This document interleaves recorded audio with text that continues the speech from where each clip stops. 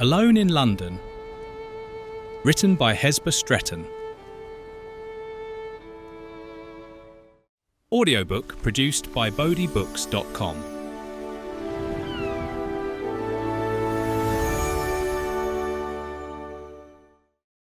Chapter 1. Not Alone. It had been a hot and humid day, one of the hottest days of summer. Even in the open country, the dark green leaves had remained still on their stems since sunrise, and the birds were too listless to sing more than a faint chirp now and then.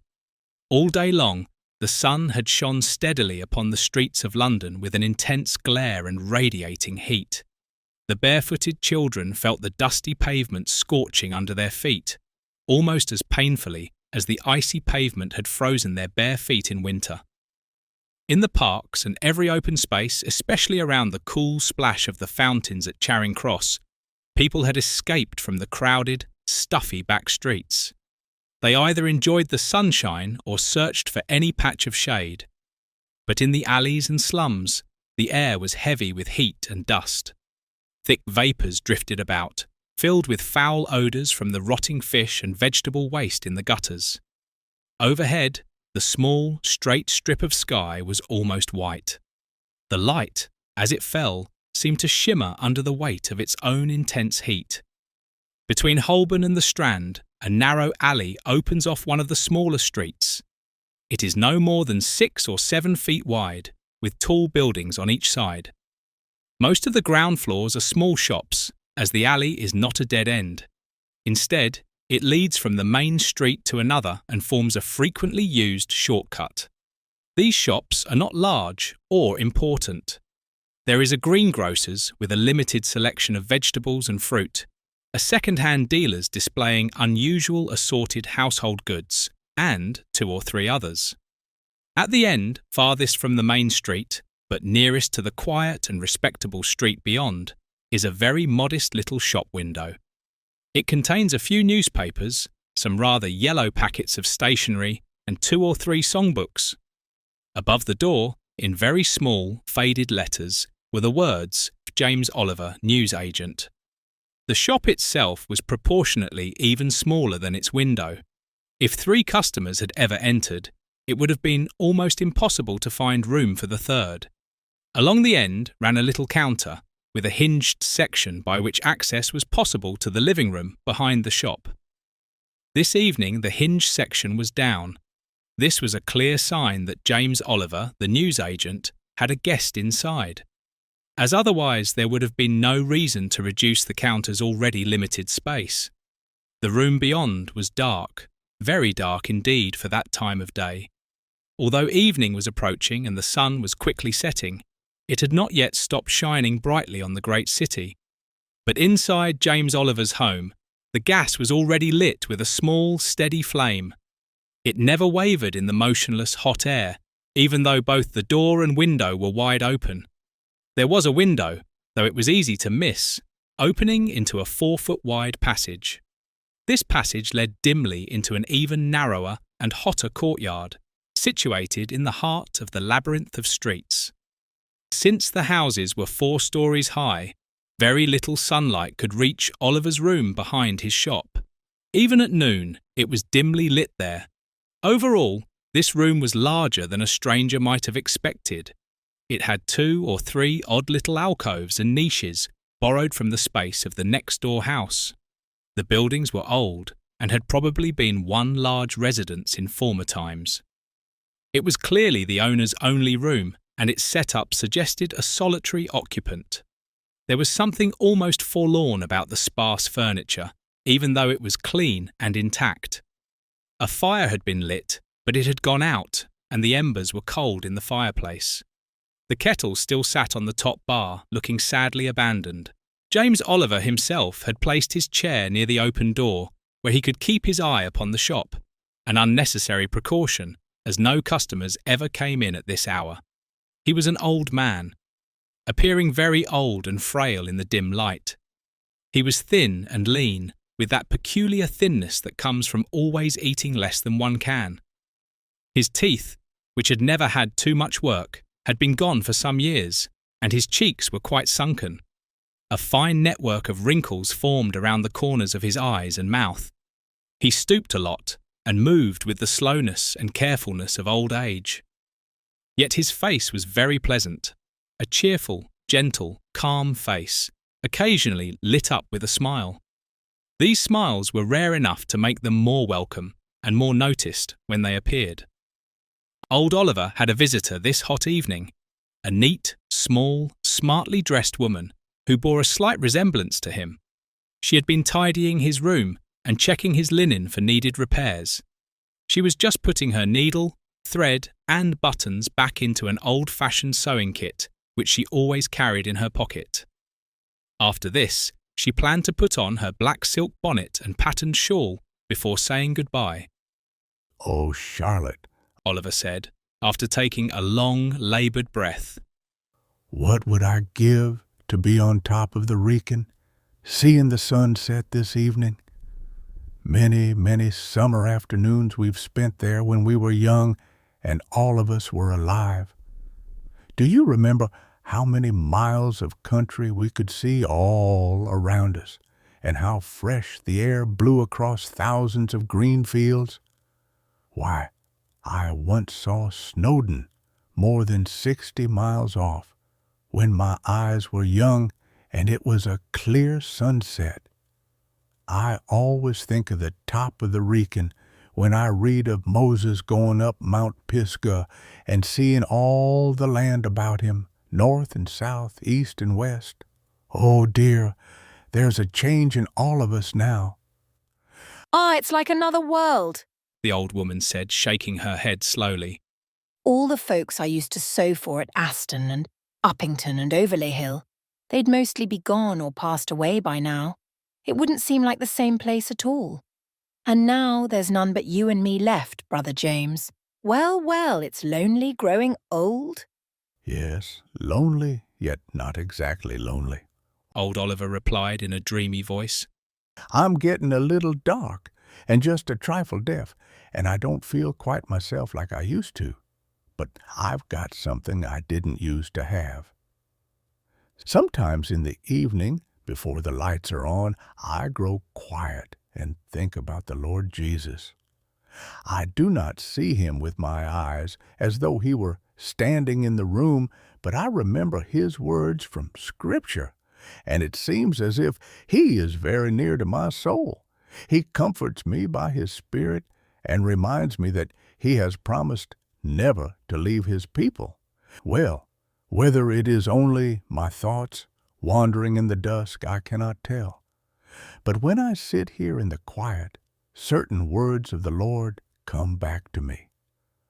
I will never leave thee, nor forsake thee. And I think to myself, old Oliver is lonely down here in the dark, and his eyes are growing dim, but the Savior sees him still. I do not mean that I see the Lord Jesus with these old eyes. No, no. I mean that by faith I remember him, and by his Spirit he comforts me. It is as though he says to my heart, "Fear not, Oliver, I am with thee." And then the room does not seem quite so dark, nor my loneliness quite so heavy. Oh, that's just the imagination that comes from living all alone, said Charlotte sharply. Perhaps so, the old man replied with a gentle sigh. But I would be very lonely without that.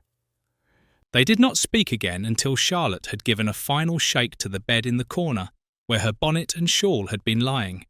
She put them on neatly and precisely. When she was ready to go, she spoke again in a hesitant and secretive way.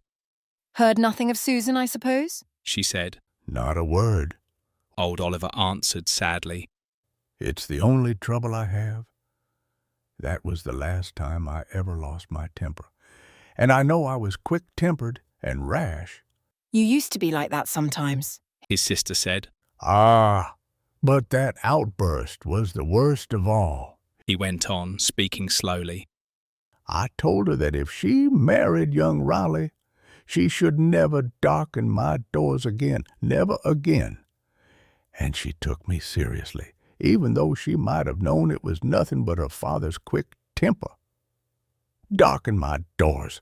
Why, the brightest sunshine I could have would be to see her come smiling into my shop, just like she used to at home. Well, I think Susan should have humbled herself. It's been nearly 6 years now, and she's had time enough to realize her mistake. Do you know where she is?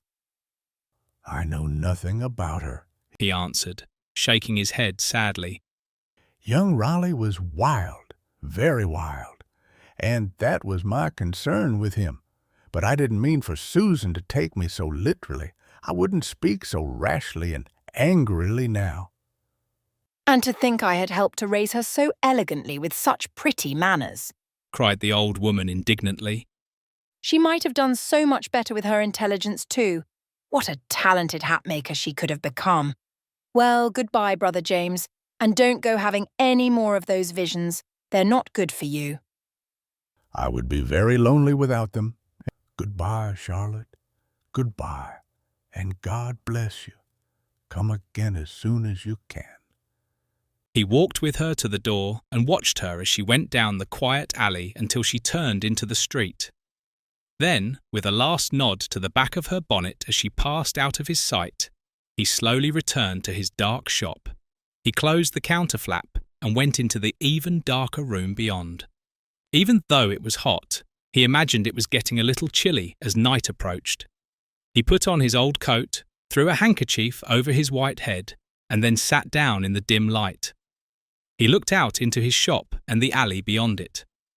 He must have fallen into a doze after a while, overwhelmed by the heat and lulled by the constant hum of the streets. The sounds reached his tired ears as a soft murmur. Finally, he started up almost in a fright, realizing that complete darkness had suddenly fallen, or so it seemed to him. A church clock was striking 9 and his shop wasn't closed yet. He hurried out to put up the shutters. Chapter 2. Waifs and Strays. Inside the shop, it wasn't yet so dark that old Oliver couldn't see his way to get the shutters, which usually stood behind the door during the day.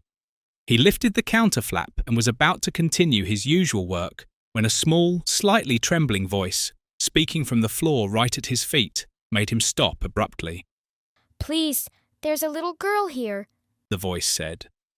Oliver bent down, lowering his eyes until he could make out the faint shape of a child sitting on his shop floor, tightly hugging a dog. Her face looked small to him. It was pale, as if she had been crying quietly, and though he couldn't see them clearly, large tears rested on her cheeks. "What little girl are you?" he asked, almost timidly. "They called me Dolly," the child answered. "Don't you have any other name?" inquired old Oliver. "Nothing else but Poppet," she said. "They call me Dolly sometimes, and Poppet sometimes. This is my little dog, Beppo." She introduced the dog by pushing its nose into his hand, and Beppo wagged his tail contentedly, licking the old man's withered fingers. "What brings you here in my shop, my little woman?" "Mommy brought me," she said with a stifled sob. "She told me, 'Run in there, Dolly, and stay until Mommy comes back, and always be a good girl.' Am I a good girl?" "Yes, yes," he answered soothingly. "You're a very good little girl, I'm sure. And Mother will come back soon, very soon. Let's go to the door and look for her." He took her small hand in his. It felt so tiny that he couldn't help but gently tighten his fingers around it. Then they stood for a few minutes on the doorstep, while old Oliver looked anxiously up and down the alley. At the greengrocer's next door, a bright gas jet flared, casting good light into the deepening darkness. However, no woman was in sight. The only person around was a ragged boy, barefoot and bareheaded, dressed only in a torn pair of trousers, very tattered around the ankles, and a jacket through which his thin shoulders were visible. He was lounging on the lowest windowsill of the house opposite, watching Oliver and the little girl with signs of interest and amusement. "She's nowhere in sight," he called across to them after a while. "and she won't be either, I bet you. You're looking out for the little one's mother, aren't you, old master?" "Yes," answered Oliver. Do you know anything about her, my boy? Nothing. he said with a laugh. Only she looked like she was planning something, and since I had nothing particular to do, I just followed her. She was a bit like my mother, who is no longer alive, not fat or rosy, with a bit of a bruise around her eye, as if someone had been fighting with her. I thought there'd be some excitement when she left the little one in your shop, so I just stopped to see. She ran off as if the police were after her. How long ago? Asked Oliver anxiously. The clocks had just gone 8. He answered. I've been watching for you ever since. Good heavens, that's a full hour ago, Said the old man, looking wistfully down the alley. It's time she came back for her little girl. But there was no sign of anyone coming to claim the little girl, who stood very quietly at his side, one hand firmly holding the dog by its ear, and the other still resting in Oliver's grasp. The boy hopped on one foot across the narrow alley and looked up with bright, eager eyes into the old man's face. I say, He said earnestly. don't you go to give her up to the police. They'd take her to the house, and that's worse than the jail. Oh, please, they'd never take up a little thing like that to jail for a vagrant. You just give her to me and I'll take care of her. It would be easy enough to find food for such a pretty little thing as her. You give her up to me, I say. What's your name? Asked Oliver, clasping the little hand tighter. And where do you come from? From nowhere particular, Answered the boy. and my name's Anthony. Tony, for short. I used to have another name. Mother told it me before she died, but it's completely slipped my mind. Tony I am anyhow, and you can call me by it if you choose. How old are you, Tony? Inquired Oliver, still lingering on the threshold and looking up and down with his dim eyes. Goodness, I don't know. I wasn't much bigger than her when Mother died, and I've found myself ever since. I never had any father. Found yourself. Repeated the old man, absently, Ah, it's not bad in the summer. said Tony, more earnestly than before. And I could find for the little one easy enough. I sleep anywhere, in Covent Garden sometimes, and the parks, anywhere the police will leave me alone. You won't go to give her up to the police, will you now? And she's so pretty? He spoke in a beseeching tone, and old Oliver looked down upon him through his spectacles with a more careful look than before. The boy's face was pale and thin, with an unusually sharp expression about it, though he did not seem more than 9 or 10 years old. His glittering eyes were filled with tears, and his pale lips quivered. He wiped away the tears roughly upon the ragged sleeve of his jacket. I've never been such a baby before. Only she is such a nice little thing, and such a tiny little one. You'll keep her, master, won't you? Or give her up to me? Yes, I'll take care of her till her mother comes back for her. She'll come pretty soon, I know, but she wants her supper now, doesn't she? He stooped down to bring his face nearer to the child's. She raised her hand to it and stroked his cheek with her warm, soft fingers. Beppo wants his supper too, She said in a clear, shrill little voice that easily reached old Oliver's deafened ears.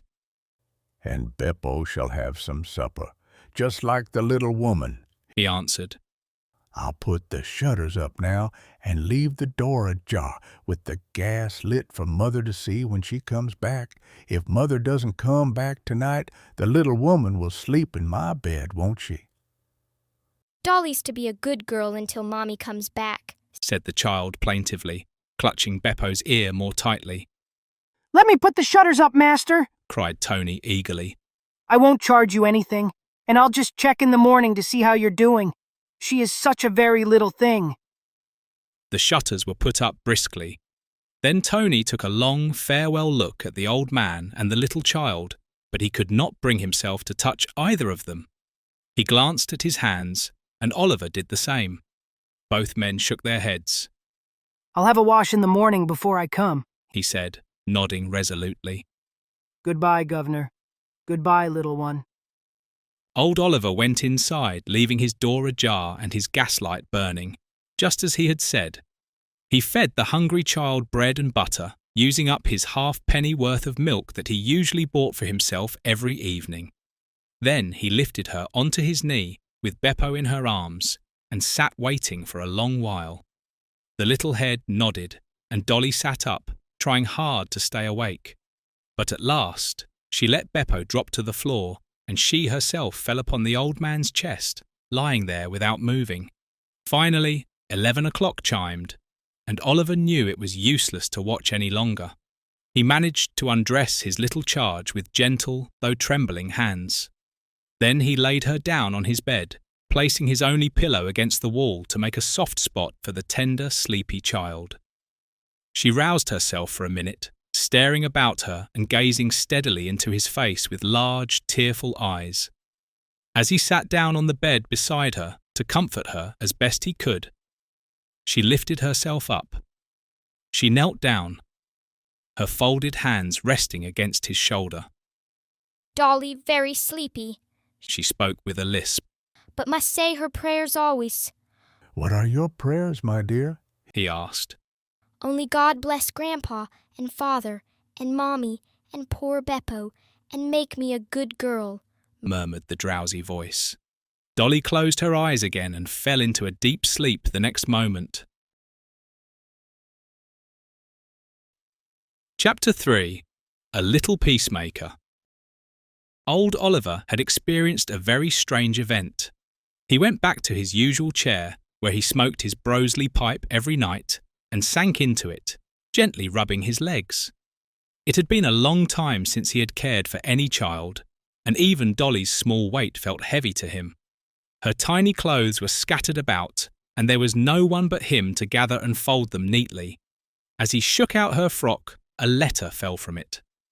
Oliver picked it up, wondering who it could be for. It was addressed to him, Mr. James Oliver, newsagent, and he broke the seal with eager anticipation. The letter, written in a handwriting he recognised immediately as his daughter's, read as follows. Dear Father, I am so very sorry for anything I ever did to make you angry. This is your poor Susan's little girl, your granddaughter. I've brought her hoping she can help us make peace. I am certain you won't turn her away from your home. I am going to Portsmouth for 3 days. My husband joined the army 5 months ago, and his unit has been ordered to India. He sails this Friday. I didn't want my little girl to be a burden, so I decided to leave her with you until I return. I hope her sweet ways will soften your heart toward me, and we can all live together peacefully and comfortably until his unit comes home again. Poor man. He is kind to me when he's not drunk, but that doesn't happen often. Please forgive me for goodness' sake and for Christ's sake if I am worthy to use his name. Please take care of my little girl until I come home to both of you on Friday. From your now dutiful daughter, poor Susan. The tears rolled rapidly down old Oliver's cheeks as he read this letter through twice, speaking the words half aloud to himself. Why, this was his own little grandchild then, his very own. And no doubt Susan had named her Dorothy after her own mother, his dear wife, who had died so many years ago. Dolly was short for Dorothy, and in earlier times he had often called his wife by that name. He had turned off his gaslight and lit a candle, and now he picked it up and went to the bedside to look at his new treasure. The tiny face lying upon his pillow was rosy with sleep, and the fair curly hair was tossed about in pretty disorder. His spectacles grew very dim, and he had to polish them carefully on his cotton handkerchief before he could see his granddaughter clearly enough. Then, his finger trembling, he touched her dimpled cheek and sobbed. Bless her! Bless her! He returned to his chair, his head shaking considerably before he could calm himself. With his face turned towards the sleeping child, that he began to feel like himself again. Dear Lord, he said, half aloud. Dear Lord, how very good you are to me. Didn't you say, I'll not leave thee comfortless, I'll come to thee? I know what that means. Bless your name. The good Spirit has many times brought me comfort and cheered my heart. I know you didn't leave me alone before. No, no. That's not like you, Lord. Alone. Why, you're always here, And now there's the little girl as well, lonely. They don't know you, Lord, and they don't know me. You're here with the little girl and me. Yes, yes, yes. He murmured the word Yes. contentedly over and over again, until, with his pipe finished, he also prepared for sleep. But sleep did not come to the old man. He was too deep in thought and too afraid the child might wake in the night and need something. The air was stuffy and hot, and occasionally thunder rumbled overhead. Yet a deep peace and tranquillity, slightly stirred by his new joy, filled him. His grandchild was there, and his daughter was coming back to him in 3 days. Oh, how he would welcome her! He wouldn't let her speak a single word about her stubbornness and disobedience, or the long, cruel neglect that had kept him from knowing where she lived and what had happened to her. It was partly his fault, for he had been too harsh with her, too hasty, and too hot-tempered. He had learned better since then. Chapter 4. Old Oliver's Master. Very early in the morning, before the slow daylight could creep into the darkened room, old Oliver was up and busy. He had been accustomed to fending for himself, as he called it, ever since his daughter had left him. By nature, he was meticulously clean and tidy. But now, for the next 3 days, he would have additional duties. He would need to wash, dress, and provide breakfast for Dolly. Every few minutes he stole a look at her, still asleep. As soon as he saw signs of her waking, he hastily lifted Beppo onto the bed so her eyes would open to a familiar sight. She stretched out her wonderful little hands and caught hold of the dog's rough head before daring to lift her eyelids. Oliver looked on in speechless delight. Finally, she dared to peek slyly at him, and then she spoke to Beppo. "What am I to call this funny old man, Beppo?" she asked. I am your grandpa, my darling, said Oliver in his softest voice. "Are you God bless Grandpa?" asked Dolly, sitting up on her pillow and staring very hard with her blue eyes into his wrinkled face. Yes, I am, he answered, looking at her anxiously. "Dolly knows," she said, counting upon her little fingers. "There's Father and Mammy and Beppo, and now there's Grandpa. Dolly will get up now." She flung her arms suddenly about his neck and kissed him. Old Oliver trembled with intense joy. It was truly amazing to him how she helped him dress her. She laughed merrily at the strange mistakes he made, like putting on her clothes backwards or inside out.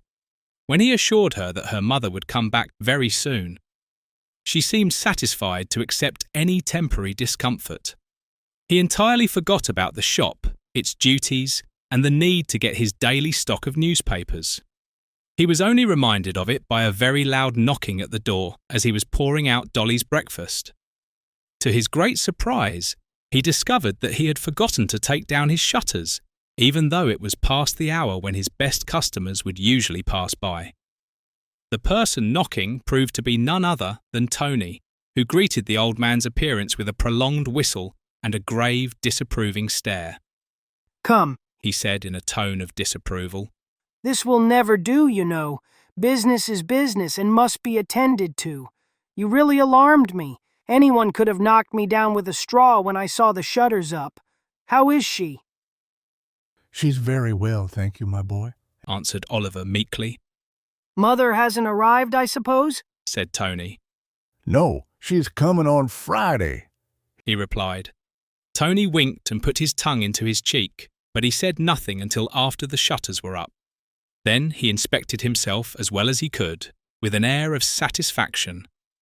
His face and hands were clean, and his skin looked very white through the holes in his tattered clothes.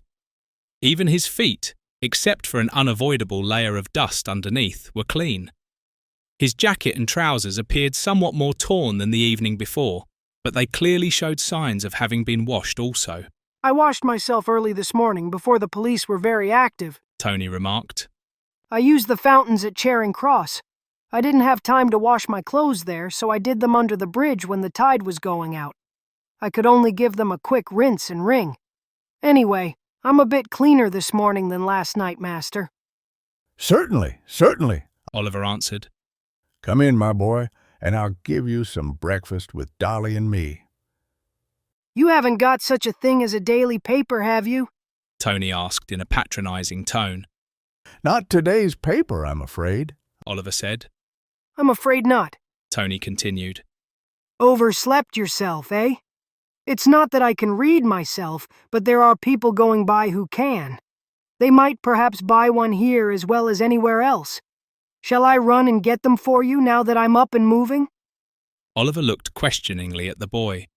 The boy returned a frank, honest gaze and said, Honor bright, as he held out his hand for the money.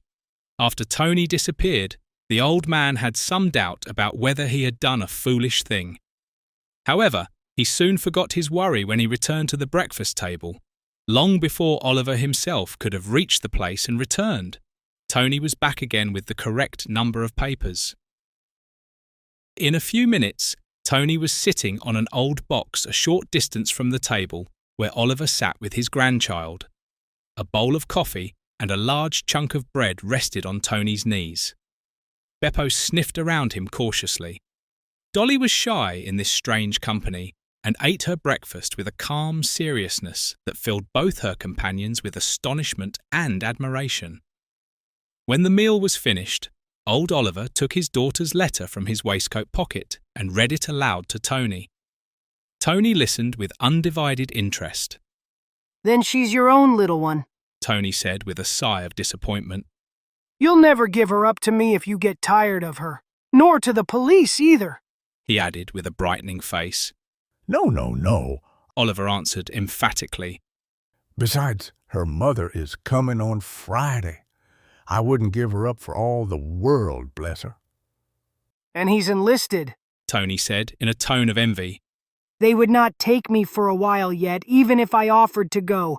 But who is this Christ she speaks of so reverently? She said she was scarcely worthy even to speak his name. Who is he?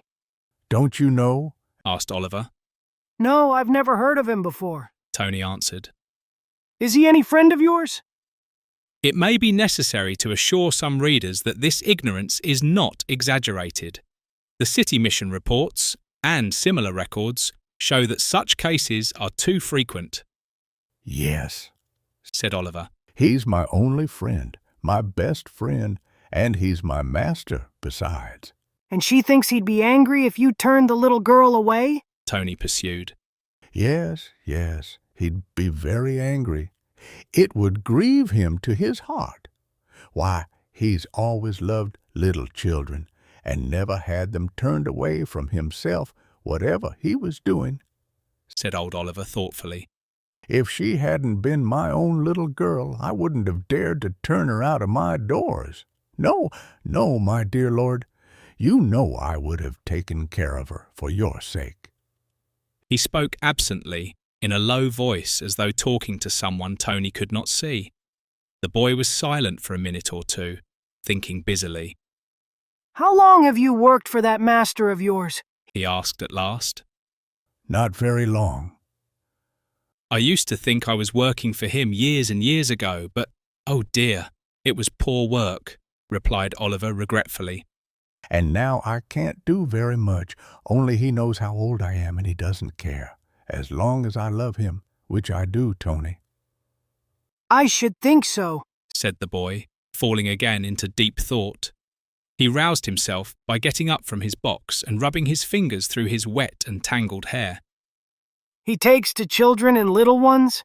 He said in a questioning tone. Yes, dearly, answered old Oliver. I reckon he'd scarcely take me for a man yet. Though I don't know if I should care to work for him. I'd rather have a street crossing and be my own master, said Tony, at the same time drawing himself up to his full height. But if I get hard up, do you think he'd take to me, if you spoke a word for me? Are you sure you don't know anything about him? Not me. How could I? You don't suppose I know all the important people in London, though I've seen plenty of them riding about in their carriages. I told you I wasn't much bigger than she is when my mother died. I've been making a living on the streets any way I could, and other lads have helped me on, until now I can help them. It doesn't cost much to keep a boy on the streets, There's nothing to pay for coal, or rent, or beds, or furniture, or anything. Only your food and a new piece of clothing now and then. All I want is a broom and a street crossing, and then wouldn't I get along great? But I don't know how to get them. Perhaps the Lord Jesus would give them to you if you'd ask him. Who's he? inquired Tony with an eager face. Him, Christ. It's his other name, answered the old man. Ah, I see. Well, if I can't get them myself, I'll think about it. He'll want me to work for him, you know. Where does he live? He said, nodding. I'll tell you all about him if you'll come to see me. Well, I'll just look in after Friday and see if the little one's mother has come back.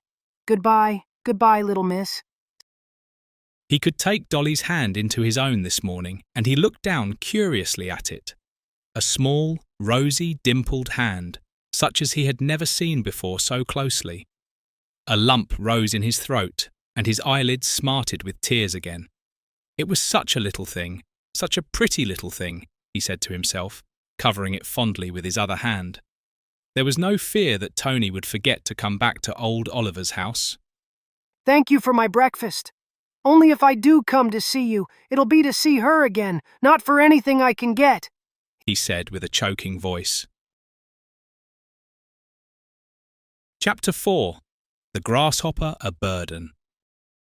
It took some time for Susan's letter to fully sink in for her father. However, when he finally grasped its meaning, he wasn't entirely upset by it at first.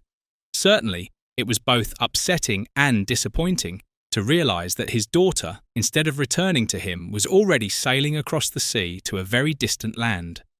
But as this realisation slowly dawned on him, another thought emerged. There would now be no one to share with him the precious child entrusted to his care. The little child would belong to him alone. They could continue living as they had for the past 3 days, being everything to each other. If he could have chosen, he certainly would have wanted Susan to return to them. However, since he couldn't have his way, he felt that some things would be even better for him because of her absence. He put Dolly to bed and then went out to close the shop for the night. As he carried a single shutter at a time in his weak arms, he heard a boy call out to him. The voice, which belonged to Tony, was lowered to a mysterious whisper, and Tony took the shutter out of his hands. Suppose the mother arrived safely, he said, pointing with his thumb through the half-open door. No, answered Oliver. I've had another letter from her. She's gone out to India with her husband and left the little love to live alone with me. But whatever will the master say to that? Inquired Tony. What master? Asked old Oliver. Him, the Lord Jesus Christ. What will he say to her leaving you and the little one again? Said Tony with an eager face. Oh, he says a woman ought to leave her father and stay with her husband, he answered somewhat sadly. That's how it should be. I suppose he'll help you take care of the little girl. Aye, he will. Him and me. There's no doubt about that. You've never read the Testament, of course, my boy. Can't read, I told you. But what's that? A book all about him, the Lord Jesus.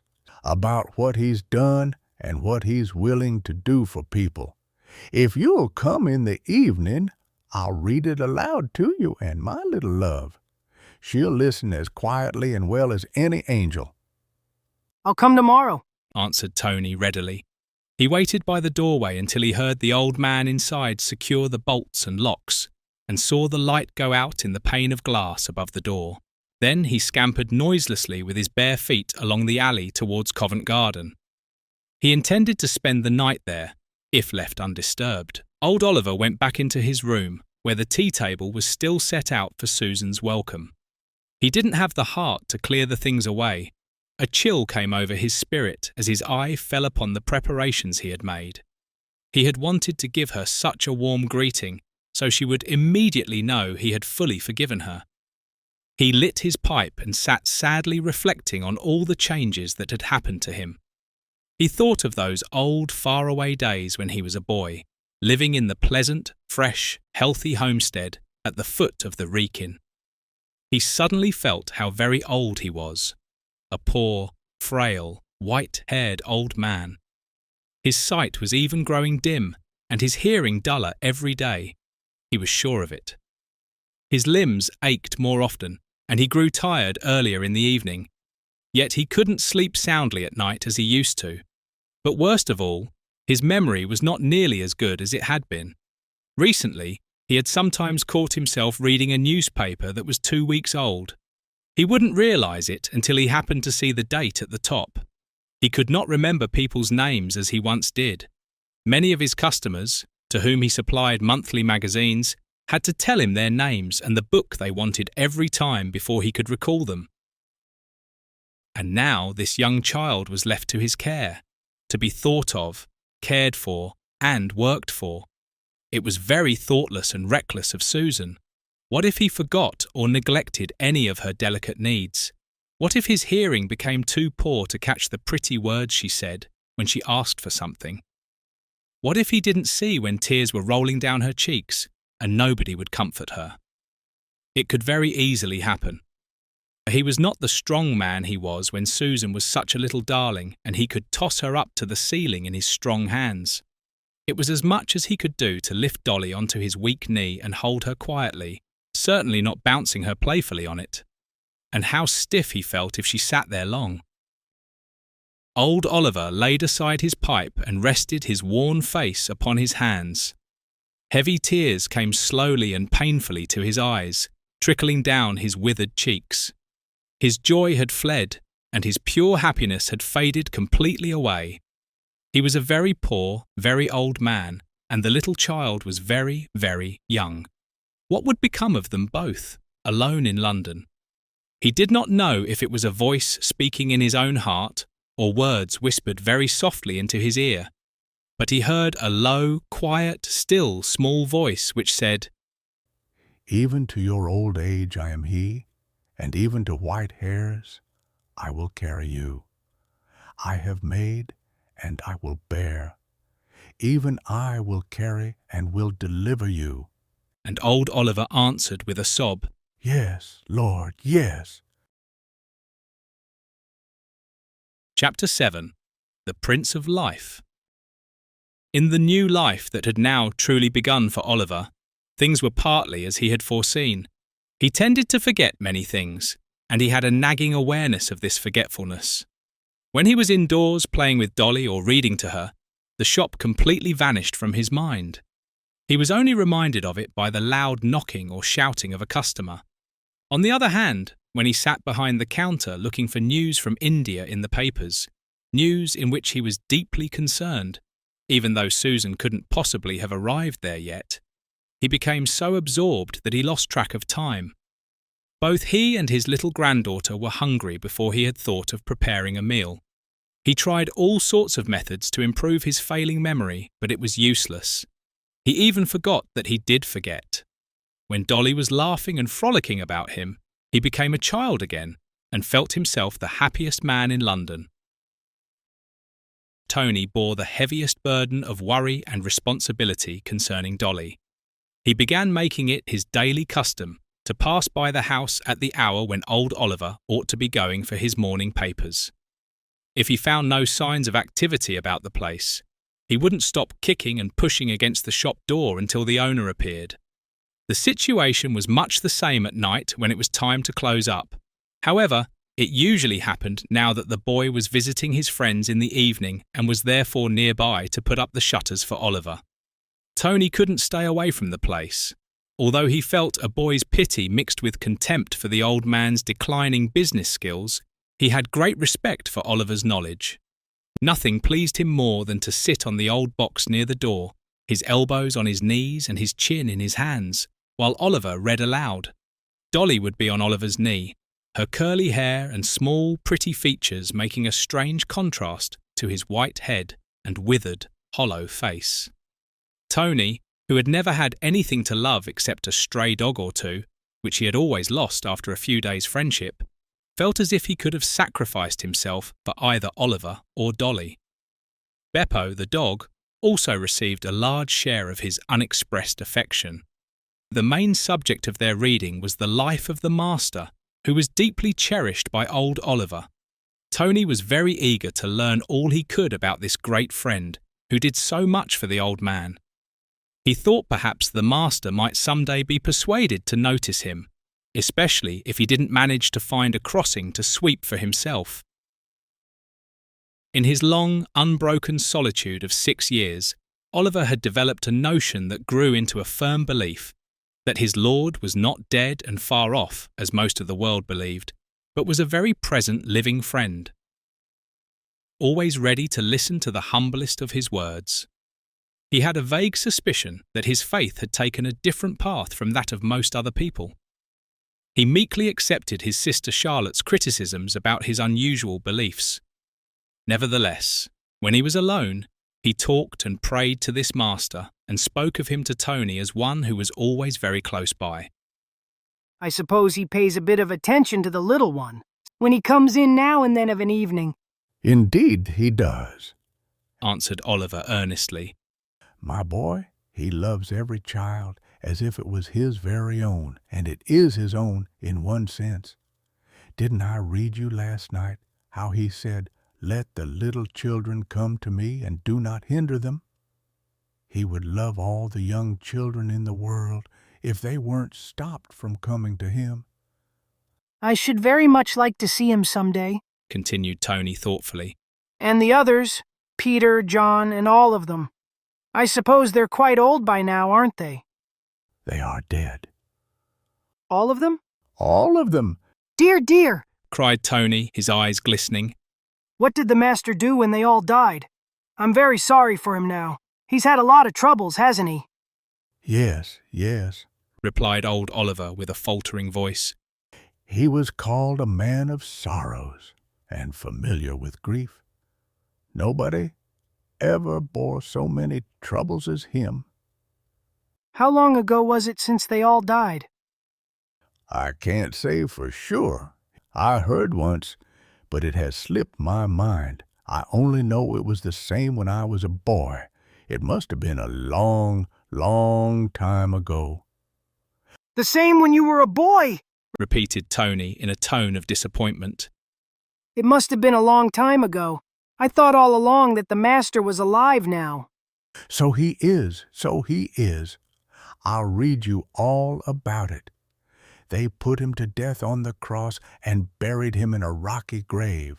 But he is the Prince of Life, and he came to life again 3 days after, and now he can die no more. His own words to John were, I am he that liveth and was dead, and behold, I am alive forevermore.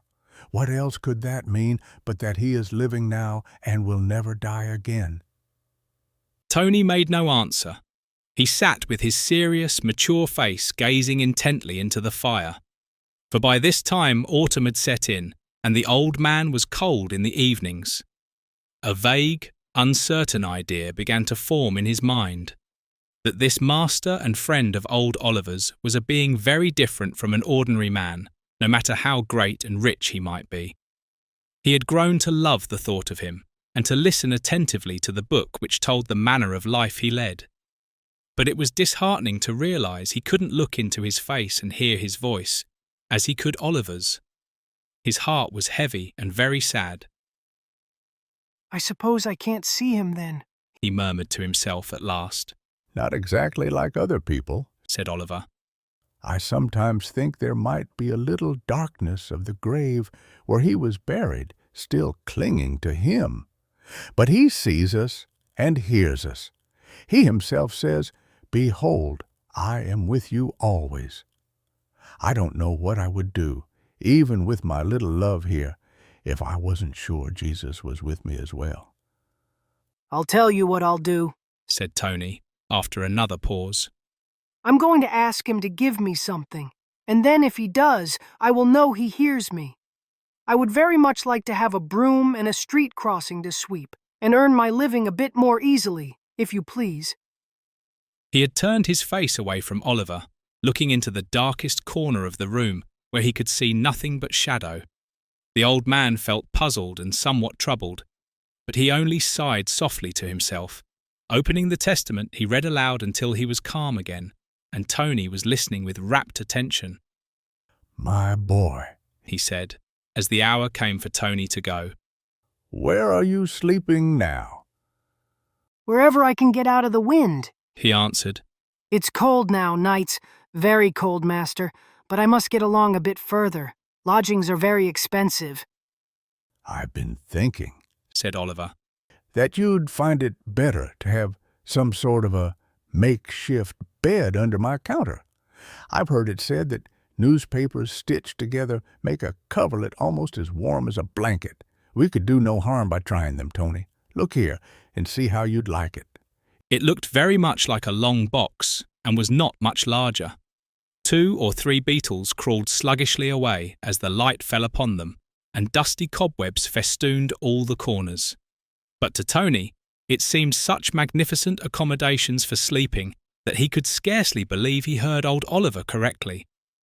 He looked up into Oliver's face with a sharp, incredulous gaze, ready to wink and thrust his tongue into his cheek if there was the least sign of him being mocked.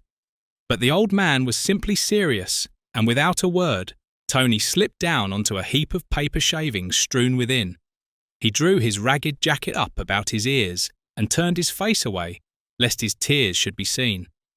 A minute or 2 later, he felt a piece of an old rug laid over him, but he could say nothing. Old Oliver could not hear the sob that broke from his lips. Chapter 8. No pipe for old Oliver. As some weeks went by, and no crossing and broom had been given to Tony, he began to suspect that Oliver was taking advantage of him. Now that he slept under the counter, he often heard the old man talking aloud to his unseen friend as he smoked his pipe. Once or twice, Tony crept silently to the door and watched him. After finishing his pipe, Oliver would kneel down and hide his face in his hands for several minutes. But Tony could see nothing, and his wish had not been granted, even though, as he learned more, he followed Oliver's example, kneeling behind the counter and whispering a prayer for it. Certainly, his life was easier, especially his nights. He never went hungry or starved to bed on a cold, hard doorstep anymore. It was old Oliver who did that for him, not old Oliver's master. So far as he knew, the Lord Jesus had taken no notice of him whatsoever. This feeling, at first angry, softened into a kind of patient grief, which quickly faded into indifference. Oliver had benefited himself by offering shelter to the lonely boy. Tony always woke early in the morning. If it rained, he would run for the papers before going out to make his own way in the streets. He generally made sure to be out of the way at mealtimes, as it was all the old man could do to provide for himself and Dolly. Sometimes Tony saw him at the till, counting his pennies with a rather troubled expression. Once, after receiving a silver 4-penny piece, an extraordinary and unimagined event, Tony dropped it. He felt almost guilty as it fell through the slit in the counter that led to the till. Oliver was puzzled by finding it among the coppers. Tony felt compelled to confess what he had done, explaining that Oliver's lodgings for him these cold nights would have cost more than that. No, Tony, said Oliver. You're very useful, fetching my papers and taking my little love for a walk when the weather's fine. I ought to pay you something instead of taking money from you. Keep it for Dolly, said Tony bashfully, pushing the coin into her little hand. Thank you, answered Dolly, accepting it promptly. I'll give you 20 kisses for it. It seemed like plenty of payment to Tony, who knelt down to have the kisses pressed on his face. He hadn't felt a kiss since his mother died. But Oliver was not satisfied with the bargain, though he drew Dolly to him fondly and left the money in her hand. It would buy you a broom, Tony, he said.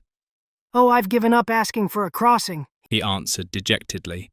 He never heard me, or if he did, he never cared, so there was no point in bothering either him or myself anymore. But this money would buy the broom, said Oliver. And if you looked around, you'd find the crossing. You've never received such a large sum of money before, have you? No, never, replied Tony. A tall, thin gentleman with a dark face and very sharp eyes gave it to me for holding his horse near Temple Bar. He told me, "Mind you spend that well, my lad. I'd recognize him anywhere."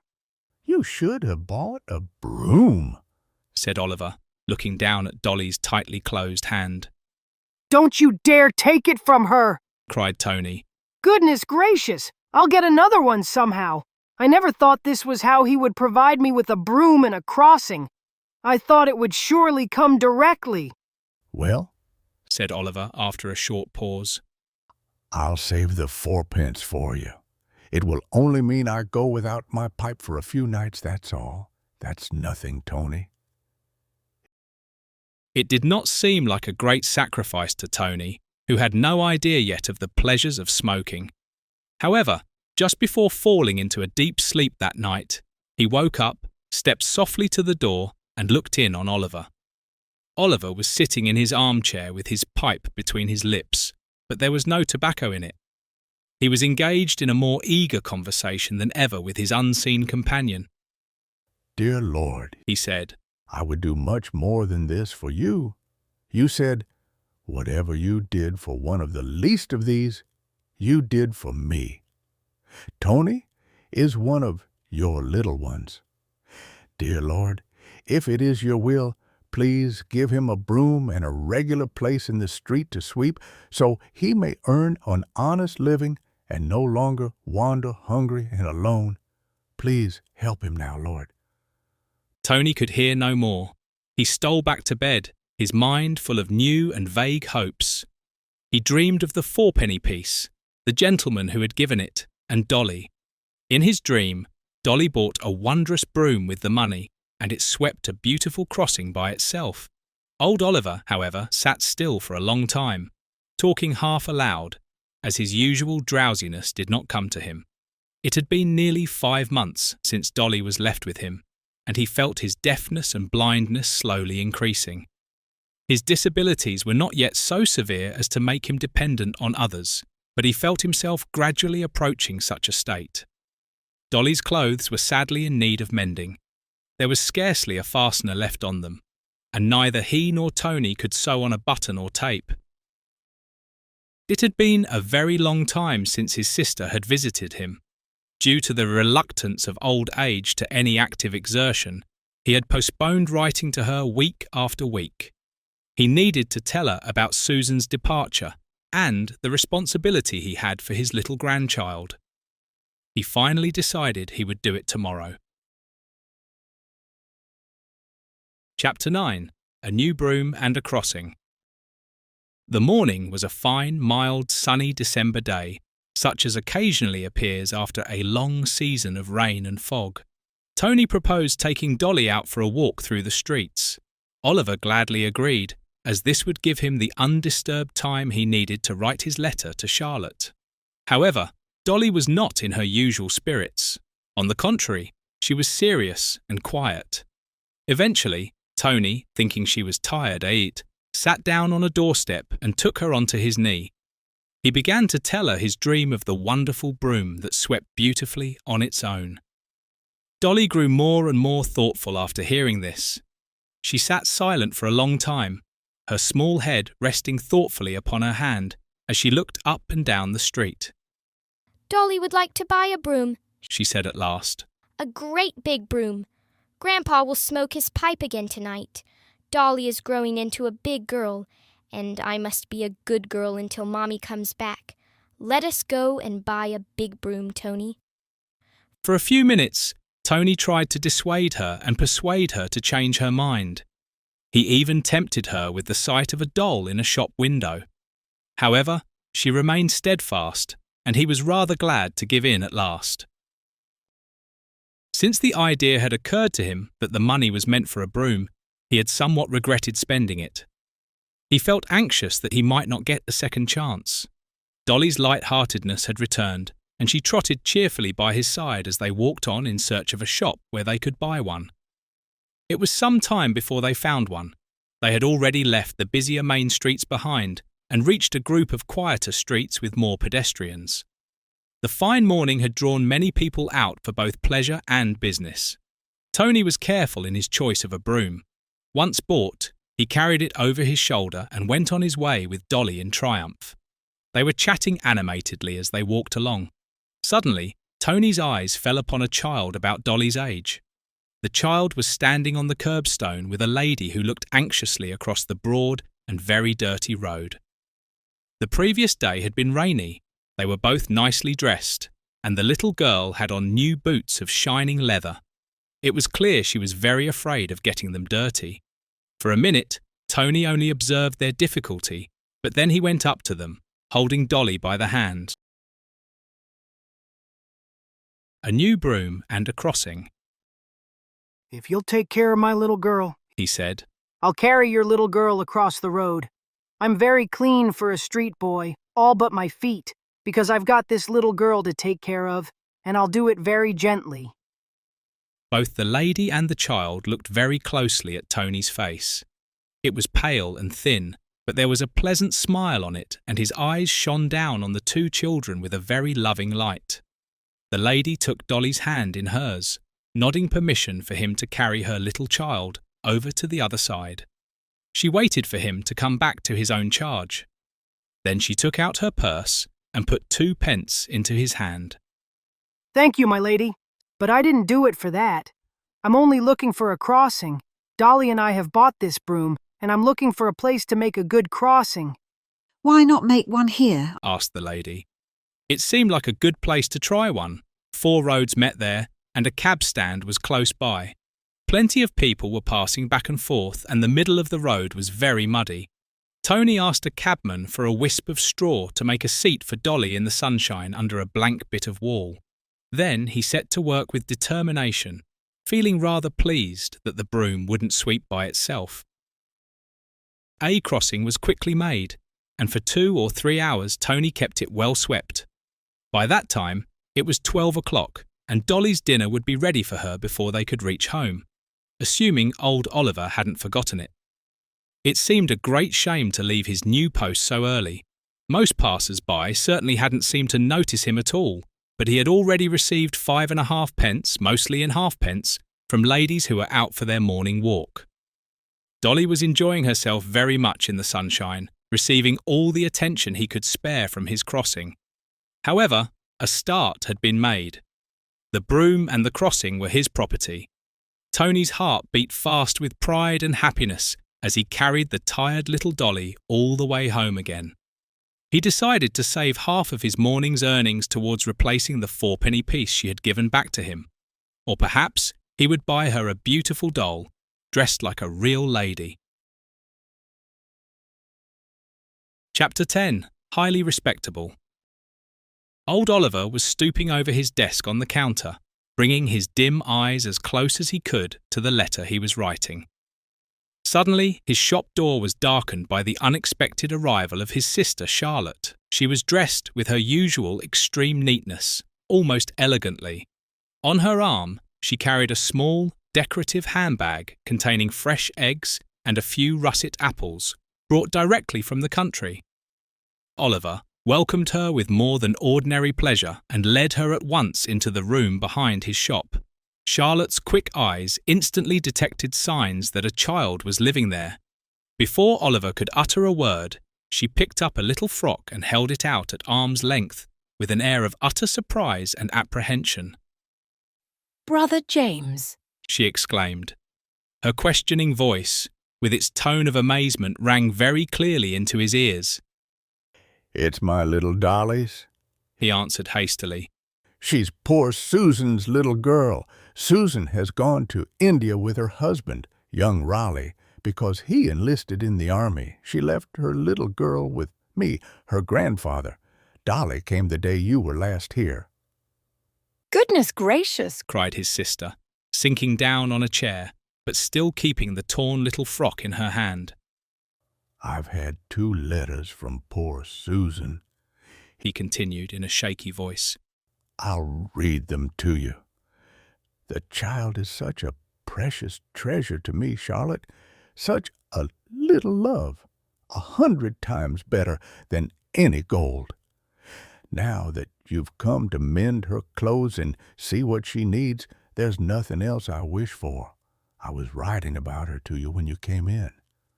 I thought you'd gone and picked up a lost child out of the streets, said Charlotte with a sigh of relief. No. She's my own, he answered. You listen while I read poor Susan's letters, and then you'll understand all about it. I couldn't give her up for 100 gold guineas, not for much more than that. He knew Susan's letters by heart and did not need his spectacles or good light to read them. Charlotte listened with emphatic nods and many exclamations of astonishment. That's very nice of Susan, She remarked. saying that Aunt Charlotte will do her sewing and see to her manners. Indeed, I will. Who should know manners better than me? I used to work for the Staniers and dine at the housekeeper's table with the butler and all the head servants. Certainly I'll ensure she doesn't grow up unrefined. Where is the dear child, Brother James? She's gone out for a walk this fine morning. He answered. Not alone? Cried Charlotte. Who's gone out with her? A child under 5 years old could never go out all alone in London. At least I should think not. She might get run over and killed many times over. Oh, there's a person with her I have complete confidence in, Replied Oliver. What kind of person? A man or a woman? Male or female? Inquired Charlotte. A boy. He answered, somewhat confused. A boy? His sister repeated, as if he had said a monster. What boy? His name is Tony. He replied. But where does he come from? Is he respectable? She pressed, fixing him with her glittering eyes in a way that did not help him regain his composure. I don't know, sister, He said in a weak tone. Don't know, Brother James? She exclaimed. Don't you know where he lives? He lives here. Stammered old Oliver. At least he sleeps here under the counter, but he finds his own food out on the streets. Charlotte was beyond words. Here was her brother, a respectable man who had seen better days, and whose sister had been a dressmaker for good families, now harbouring a common street boy in his own house. This boy, no doubt, was a thief and a pickpocket, with coarse manners and language. And to make matters worse, poor Susan's little girl was living under the same roof. The child, whose refined manners Charlotte was supposed to cultivate, was now in constant companionship with a vulgar and vicious boy. Neither Charlotte nor Oliver ever knew what she might have said once she regained her voice. Just then, Tony himself appeared, carrying Dolly and his new broom. He looked very haggard and tattered, his bare feet black with mud, and his bare head a hopeless tangle. We've bought a great big broom, Grandpa, Shouted Dolly as she came through the shop, before she noticed the stranger. and Tony and Dolly made a great big crossing and got ever so much money. She fell silent the moment her eyes landed on the stranger. But Aunt Charlotte had heard enough. She rose with great dignity from her chair and was about to passionately address Tony when old Oliver interrupted her. Charlotte, He said, the boy is a good boy, and he is a help to me. I could not send him away. He is one of the Lord's poor little ones, scattered throughout this great city without father or mother, and I must do all I can for him. It is not much. It is only a bed under the counter and a crust now and then, and he more than pays for it. You must not come between me and Tony. Old Oliver spoke so emphatically that his sister was impressed and silenced for a minute. She took the little girl away from Tony and glared at him with a sternness that made him very uncomfortable. However, her eyes softened a little and her face became less harsh.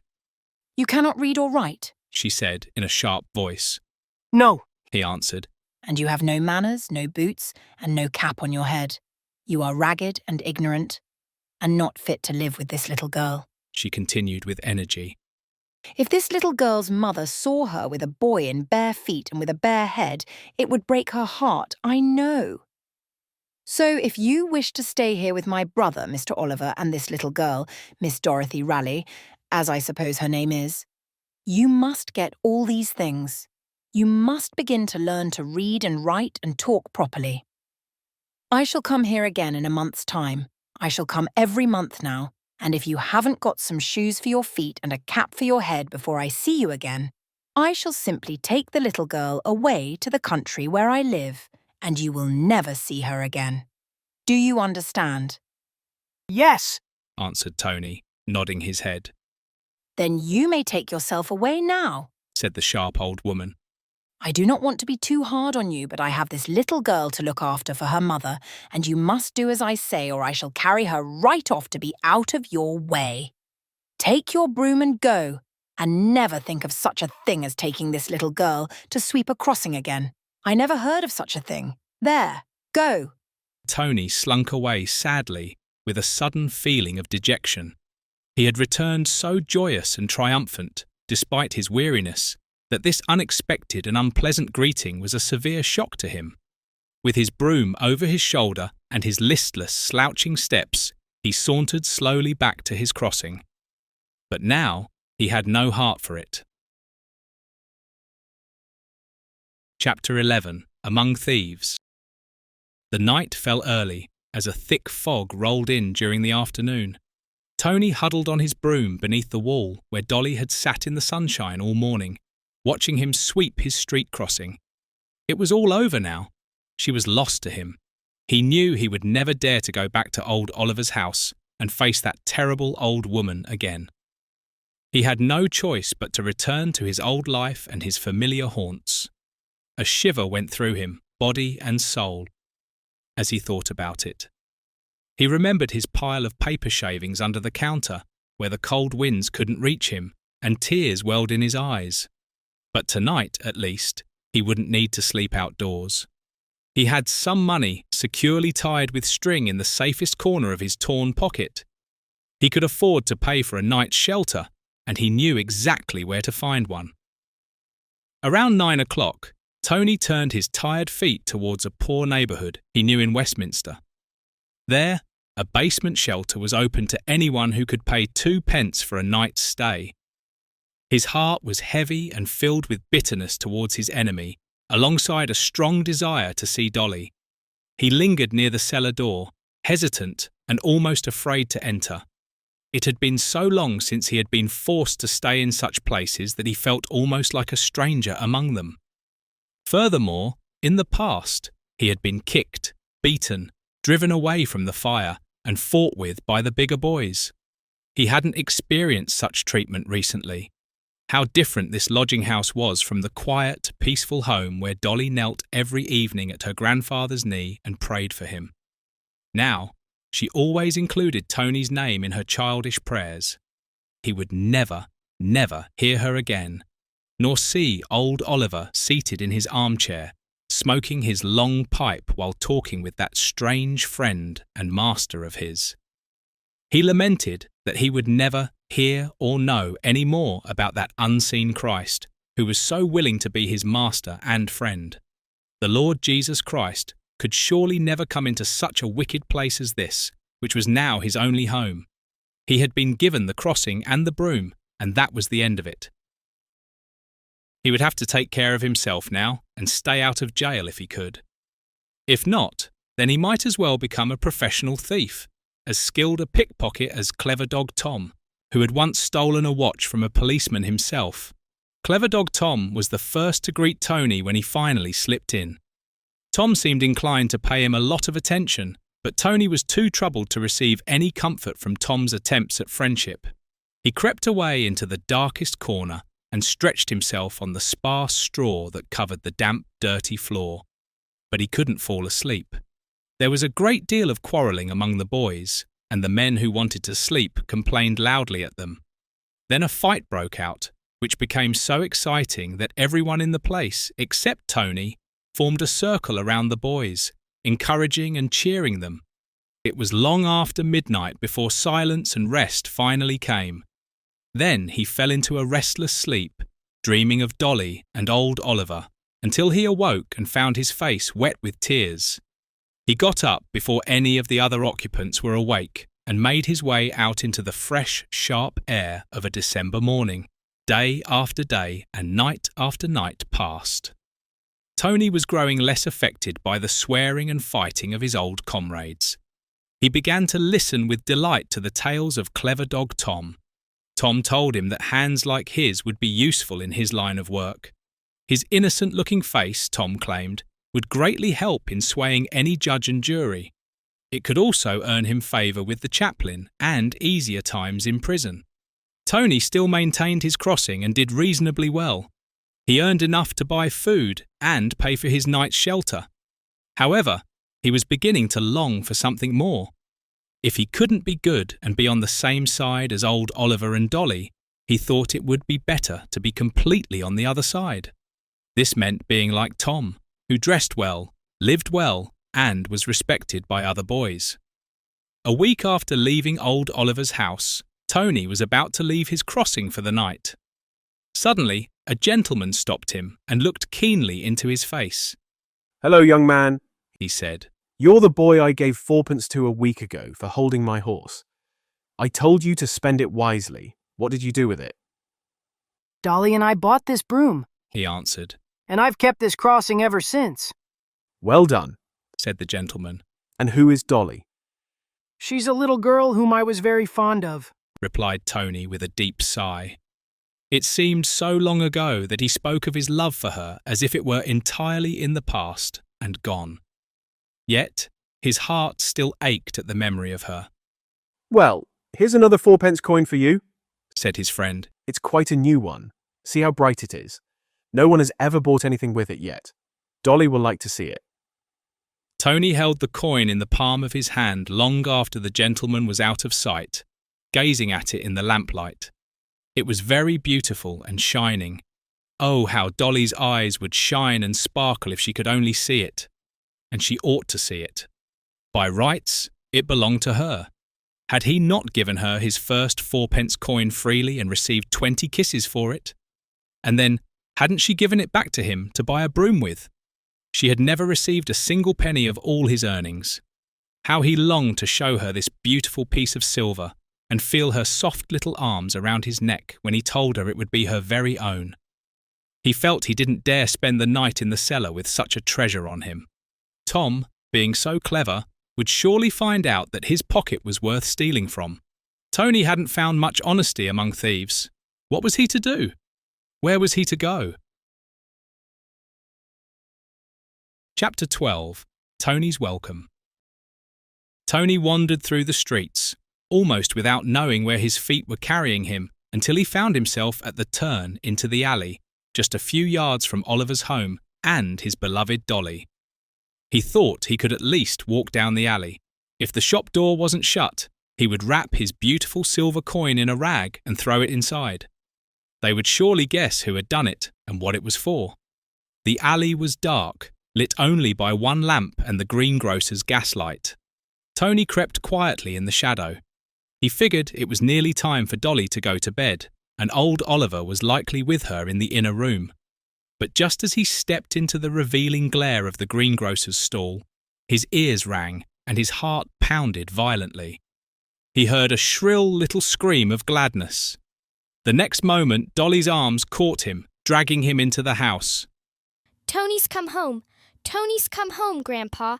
she shouted with all her might. "Dolly's found Tony at last!" Dolly's voice quivered and broke into quick, childish sobs. She held Tony very tightly, afraid he might escape from her once again. Old Oliver came quickly from the room beyond and laid his hand gently on the boy's shoulder. "Why have you kept away from us so long, Tony?" he asked. "Oh, Master!" Tony cried. "I've been a very bad boy and a very unhappy boy. Please forgive me, and I'll never do it again.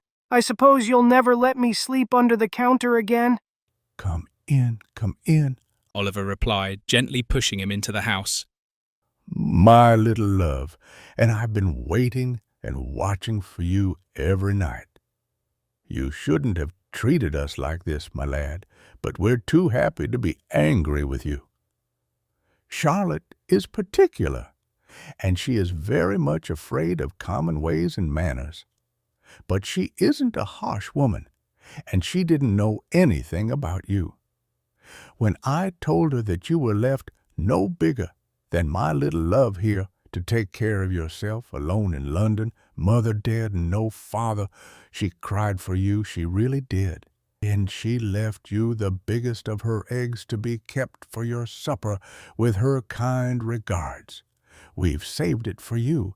You shall have it this very night. Dolly, my dear, bring me the little saucepan." I'm not as clean as I'd like to be. Tony said mournfully. He had neglected himself during the last week and looked very much like he had when he first met old Oliver and his little granddaughter. "Then take a bowl full of water into the shop," Oliver answered. "and wash yourself while I boil the egg. Dolly will find you a bit of soap and a towel. She's learning to be Grandpa's little housekeeper, she is." When Tony returned to the kitchen, he looked like a different person. The gloom was gone, as well as the dirt. He felt as if he had woken up from a long and very unhappy dream. Here was old Oliver again, looking at him with a kind light in his dim eyes, and Dolly dancing about with her pretty, cheerful little ways.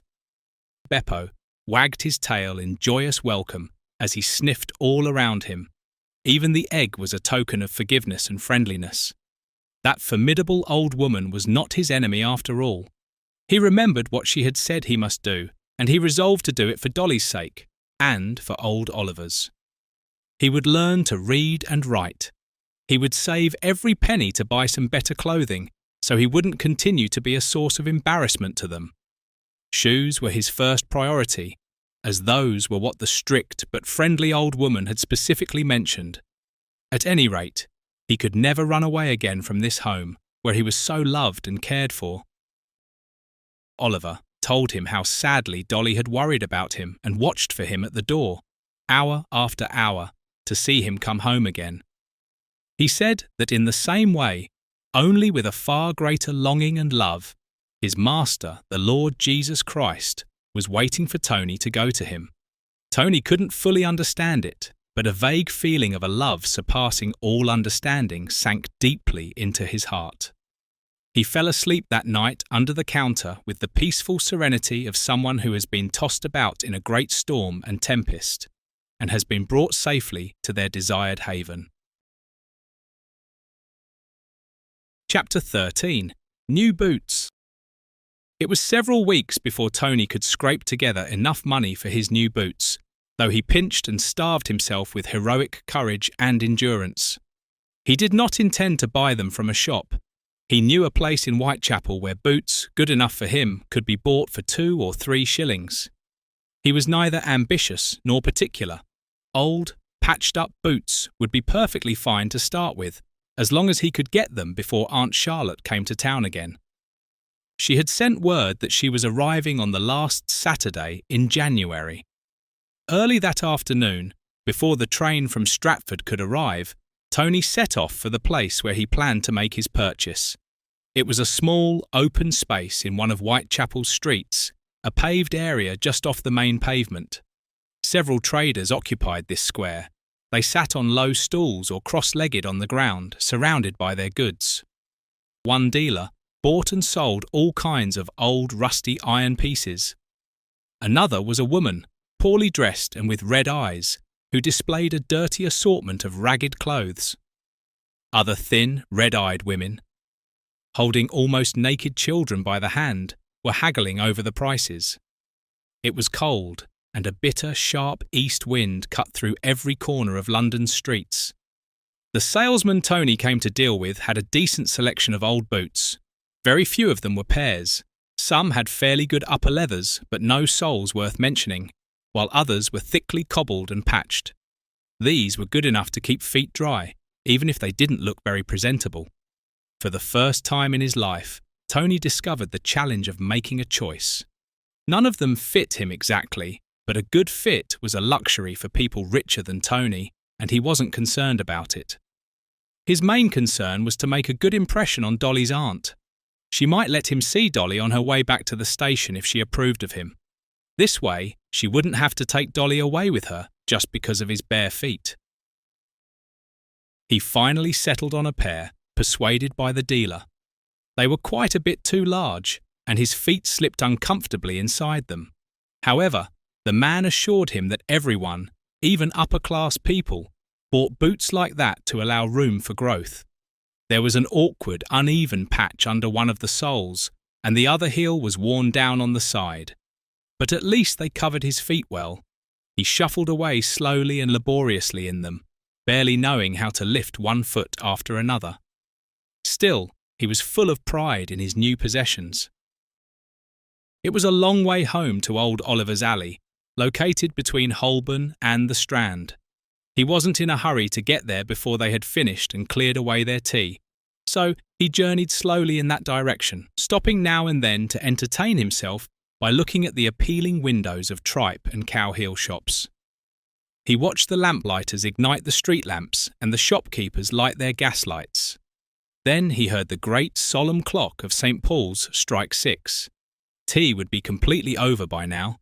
Tony turned down a narrow back street, which would be a shorter way home than the crowded main roads. He then set off to run as fast as he could in his awkward, unfamiliar boots. He soon took a sudden and hard fall off the curbstone. He had stepped on a piece of orange peel and slipped. He felt stunned for a few seconds and sat still, rubbing his forehead. These back streets were very quiet, as the buildings were mostly offices and warehouses, and most of them were already closed for the night. Eventually, he lifted himself up and put his foot on the paving stones. However, a shrill cry of pain broke from his lips and echoed loudly through the quiet street. He fell back onto the pavement, quivering and trembling, with a chilly moisture breaking out upon his skin. What hurt had been done to him? How was it that he could not bear to walk? He took off his new boots and tried once more, but with no better success. He could not endure the agony of standing or moving. Yet he knew he must move. He must get up and walk. If he did not go home, they would think he had run away again for fear of meeting Dolly's aunt. At that thought, he set off to crawl homewards upon his hands and knees, with suppressed groans, as his foot trailed uselessly along the ground. He knew he could not advance very far in this manner. What if he had to lie all night on the hard paving stones? He couldn't remember ever seeing a policeman in these back streets, and there didn't seem to be anyone else likely to pass that way. It was freezing quickly now that the sun had set, and his hands scraped up the frosty mud as he dragged himself along.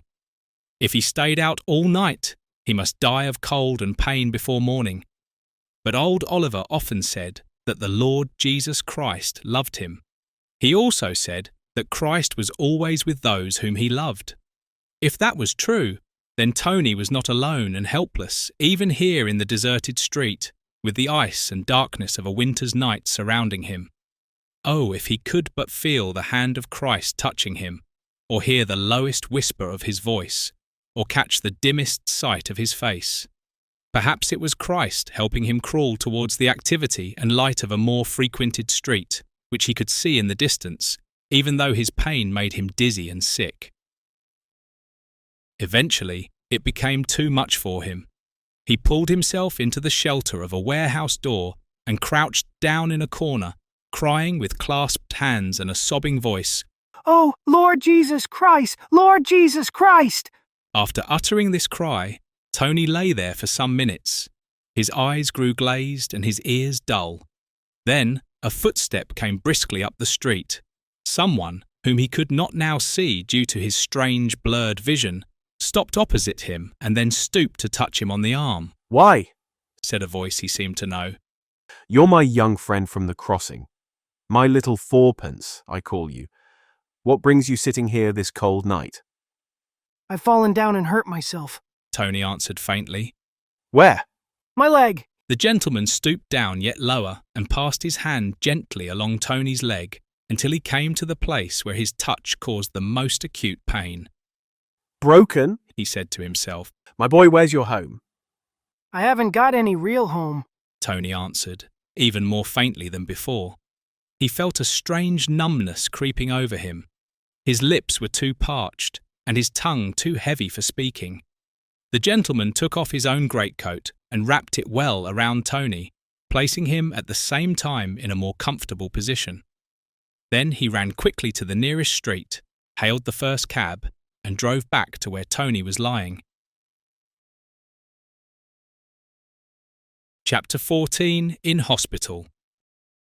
The pain Tony was suffering kept him partially conscious of what was happening to him. He knew he was gently carried into a large hall and that 2 or 3 people came to look at him. His new friend spoke to them in eager and rapid tones. I know you don't take in accident cases, He said. but what could I do with the little fellow?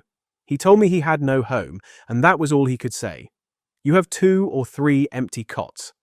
I'll double my subscription if necessary, rather than take him away. Come, doctor, will you admit my patient? I don't think I could send him away, Mr. Ross, Answered another hearty voice. We must get him into bed as soon as possible. Tony felt himself carried upstairs into a large room. There were a number of small beds, each with a pale little face lying on its pillow. A vacant cot was at the end, and he was laid upon it after his tattered clothes were taken off. His new boots were completely gone, left behind on the steps of the warehouse. His hands and knees, bruised from crawling along the frosty stones, were gently bathed with a soft sponge and warm water. He was surrounded by kind faces, looking down on him with pity. The gentleman who had brought him there spoke to him in a very pleasant and cheering voice. My boy, He said, you have broken your leg in your fall. But the doctor here, who is a great friend of mine, is going to mend it for you. It will cause you a good deal of pain for a few minutes, but I know you'll bear it like a man. Yes. murmured Tony. But will you let me go as soon as it's done? You couldn't do that. Answered Mr. Ross, smiling. It will be some weeks before you'll be well enough to go, but you'll be very happy here, I promise you. Oh, but I must go. Cried Tony, starting up, but falling back again with a groan. There's Dolly and Mr. Oliver.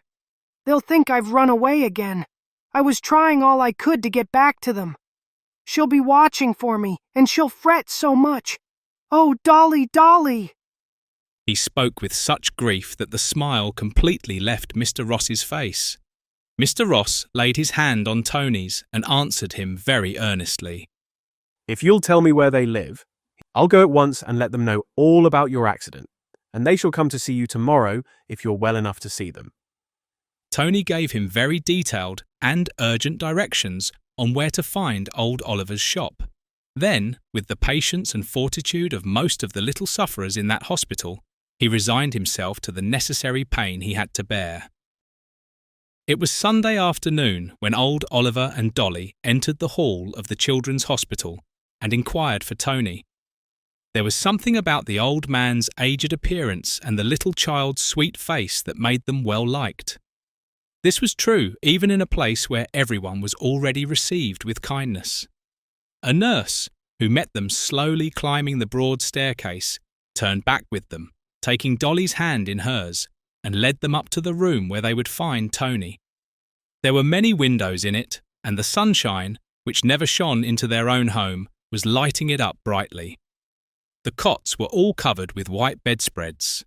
Most of the little patients, who had been asleep the night before, were now awake and sitting up in bed, with little tables before them that could be adjusted along the sides of their beds.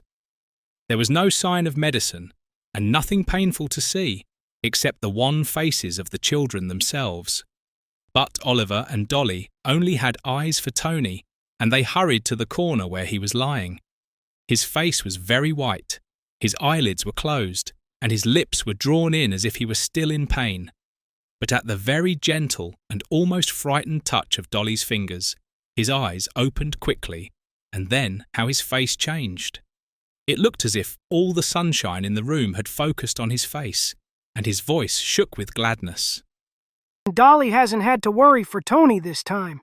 But Dolly will worry till Tony gets well again, She answered, clasping both her small hands around his.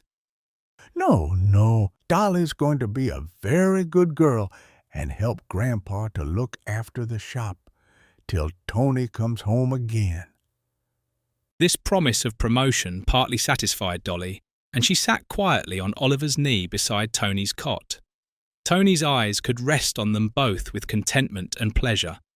The nurse, however, did not let them talk much. When they went away, she took them through the girls' wards on the floor below, for the girls were more lavishly housed than the boys. These rooms were very high-ceilinged, with windows reaching to the decorative moulding of the ceiling, and with grand marble mantelpieces about the fireplaces. In former times, the nurse told them, this had been a gentleman's mansion, where lively parties and gatherings had been held. Yet, the nurse added, it had never hosted such a gathering as the one now occupying it. Old Oliver walked down between the rows of cots, with his little love clinging shyly to his hand, smiling tenderly upon each poor little face turned to look at them. Some of the children smiled back at him and nodded cheerfully to Dolly, lifting up their dolls for her to see and calling to her to listen to the pretty tunes their musical boxes were playing. But others lay quietly on their pillows, half asleep, with beautiful pictures hanging over their weak heads. There were pictures of Christ carrying a lamb in his arms, and again, of Christ with a little child on his knee, and again, of Christ holding the hand of the young girl who seemed dead, but whose ear heard his voice say, Arise! And she came to life again in her father's and mother's house. The tears stood in old Oliver's eyes, and his white head trembled a great deal before he had seen all and given one of his tender glances to each child. I wonder what the Lord would have said, he exclaimed. If there had been such a place as this in his time, he would have come here very often. He does come, I know, and walks back and forth here at night. When the little ones are asleep, or maybe awake due to pain, he blesses every one of them. Ah, bless them. Bless the little children, and the good people who maintain a place like this. Bless every one of them. He felt reluctant to go away, but his time was gone, and the nurse was needed elsewhere. She kissed Dolly before she went and put a biscuit in her hand. She told Oliver the house was open every Sunday afternoon for the friends of the children if he wished to come again. Then they walked home with slow, short footsteps, and all Sunday evening they talked together of the beautiful place they had seen and how happy Tony would be in the children's hospital. Chapter 15. Tony's Future Prospects. Old Oliver and Dolly visited Tony many times while he was in the hospital. Every Sunday afternoon they returned until its large door, wide staircase, and sunny ward became almost as familiar to them as their own small, gloomy house. Tony recovered quickly. Still, he stayed some weeks before the doctor declared him strong enough to return to the challenges of the world. As he improved, he learned many things that made him wiser and stronger before it was time for him to leave. The day before his discharge, his friend, Mr. Ross, who had often visited him, called for the last time. He found Tony in the room where the nearly recovered young patients were playing together. Some were pretending to have a feast with a small set of wooden plates and dishes, a few pieces of orange peel and biscuits. Tony, however, sat quietly and seriously on one side, watching from a distance. He had never learned to play. Anthony, said Mr. Ross. He was the only person who ever called him Anthony, and it seemed to make more of a man of him. what do you plan to do when you leave here tomorrow? I suppose I must go back to my crossing, Tony answered, looking very serious. No, I think I can do better for you than that, his friend said. I have a sister living in the country, about 50 miles from London. She needs a boy to help the gardener and run errands for the house. She has promised to provide you with a home, clothing, and to send you to school for 2 years, until you are about 12. We believe you must be about 10 years old now. After that, you will have a regular salary. Tony listened, his heart beating quickly and a tightness in his throat, which kept him from speaking immediately after Mr. Ross finished. What a wonderful opportunity it would be for him. But then he remembered old Oliver and Dolly. That would work out wonderfully for me, he said at last. and I would try my best to help in the garden. But I could never leave Mr. Oliver and the little girl. She would worry terribly, and he's become so forgetful, he would lose his own head if he could. Why, in the morning, they sell him any papers they have too many of. Sometimes it's all the Star, and sometimes it's all the Standard, and those who buy one won't want the other. I don't know why, I'm sure. But you see, when I get them, I say 25 of this and 13 of that, and I count them very quickly, I can tell you. Even though I couldn't read at all before I came here, I could tell which was which easily enough. Then he would never think to open his shop some mornings. Other mornings, he would open at 4 or 5 o'clock, just when he woke up on his own. No, I must stay and take care of them for a bit. But thank you, sir, all the same. His serious and thoughtful words deeply moved Mr. Ross. However, Mr. Ross asked him one more question before abandoning his good plan for the boy. What has he done for you, Anthony? Is he any relation of yours? No! Cried Tony, his eyes growing bright. I don't have any relatives in the whole world, but he took me in out of love and let me sleep comfortably under the counter instead of in the streets. I love him and Dolly, I really do. I'll stay with them for as long as I live, even if I have to sweep a street crossing until I'm an old man like him. Besides, I hear him speak a good word for me very often to his master, and I suppose nobody else would do that. What master? Inquired Mr. Ross. Him! Answered Tony, pointing to a picture of the Saviour blessing young children. He's always talking to him as if he could see him, and he tells him everything. No, it would be better for me to stay with him and Dolly, and stay right by my crossing, than to go away from them and have clothes, lodging, and schooling for nothing. I think it would, said Mr. Ross. So you must continue as you are, Anthony, until I can find you something better than a street crossing. You're looking very well, my boy. That's a nice warm suit of clothes you have on, much better than the rags you came in by far. It was a sailor's suit, sent to the hospital by some mother whose boy had perhaps outgrown it. Or it may be her boy had passed away, no longer needing her tender care. The suit was made of good, rough, thick blue cloth, and it fit Tony well. He had grown a lot during his illness, and his face had become whiter and more refined. His hair, too, was cut to a proper length and parted down the side, no longer a tangled mass on his head. He blushed with pleasure as Mr. Ross looked approvingly at him. They've lent it to me until I go out, he said, with a slightly regretful tone in his voice. I only wish Dolly and her Aunt Charlotte could have seen me in it. My own things were too ragged for me to wear them in a place like this. They've given it to you, Anthony, replied Mr. Ross. Those are the clothes you will go home in tomorrow. It seemed too good for Tony to believe, even though a nurse who was sitting nearby and busily sewing told him it was quite true. He was extremely happy for the rest of the day. He often stood up, almost straining his neck to get a good look at his own back, and stroked the nap of his blue trousers with a tender touch. They would all see him in it, old Oliver, Dolly, and Aunt Charlotte. There would be no question now about his suitability for taking Dolly out for a walk. He would be dressed well enough to accompany a princess. This made up for a great deal, especially regarding the pair of old boots he had lost the night he broke his leg. That was a loss he had often silently regretted in his own mind. The nurse told him she was patching up his old clothes and making him a cap to wear when he was at work on his crossing, as the new ones were much too good for that. Tony felt as rich as if he had inherited a large fortune. It was a very joyful thing to go home again. Dolly was a little shy at first of this new Tony, who looked so different from the poor, ragged, wild-looking Tony she remembered. But it only took a short time for her to get used to his nice blue suit and the anchor buttons on it. He found his spot under the counter had been nicely papered to keep out drafts. Aunt Charlotte had even made a small straw mattress for him, replacing the shavings on the floor.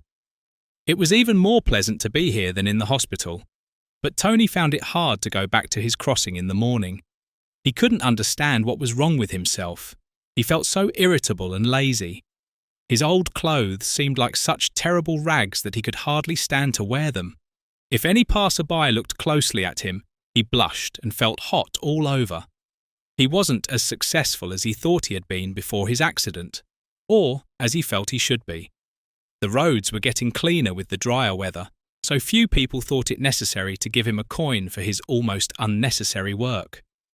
Worst of all, clever dog Tom found him out and would often come to see him. Sometimes Tom mocked him for his lack of ambition, being content with such lowly work, and other times he boasted about the great things he could do and showed off his fine clothes. It was truly very hard work for Tony, especially after his long holiday at the hospital, where he had enjoyed as much luxury and attention as a rich man's son. But at home in the evening, Tony felt fine again. Old Oliver started teaching him to read and write, and Tony made rapid progress. He learned faster than Dolly, who had started at the same time but tended to view it all as just another game. She grew tired of reading and writing more quickly than hide and seek. There was no one to correct her or make her understand it was real, important work. Neither old Oliver nor Tony could bring themselves to scold their darling. Now and then, letters arrived from her mother. They were full of anxious questions about Dolly and loving messages, telling her to be a good girl until she came back. However, the letters never mentioned when she might return to England. In one letter, her mother mentioned that Dolly had a new little sister in India, who was just like Dolly herself had been as a baby. But neither Oliver nor Tony could quite believe that. There never had been such a child as Dolly. There never would be again. Chapter 16. A Bud Fading. A second summer passed with its long, hot days. The sun seemed to linger in the sky, casting its most oppressive beams into the dustiest and most confined streets. In the parks and on the wide thoroughfares, where a fresh breeze could sweep through early in the morning and again in the evening. As the air cooled, the weather was quite pleasant. People in light summer dresses enjoyed it greatly. However, among the densely built and crowded houses, where thousands of people repeatedly breathed the same hot, stagnant air, it felt as though the most delicate and weakest among them might suffocate from the breathless heat. Old Oliver suffered a lot, but he said nothing about it. In fact, he often forgot the cause of his weakness and fatigue. He no longer knew the day of the week or the month of the year. If someone had told him in the sweltering July heat that it was still April, he would have gently replied that it was bright, warm weather for that time of year. Yet, his memory for old times was good.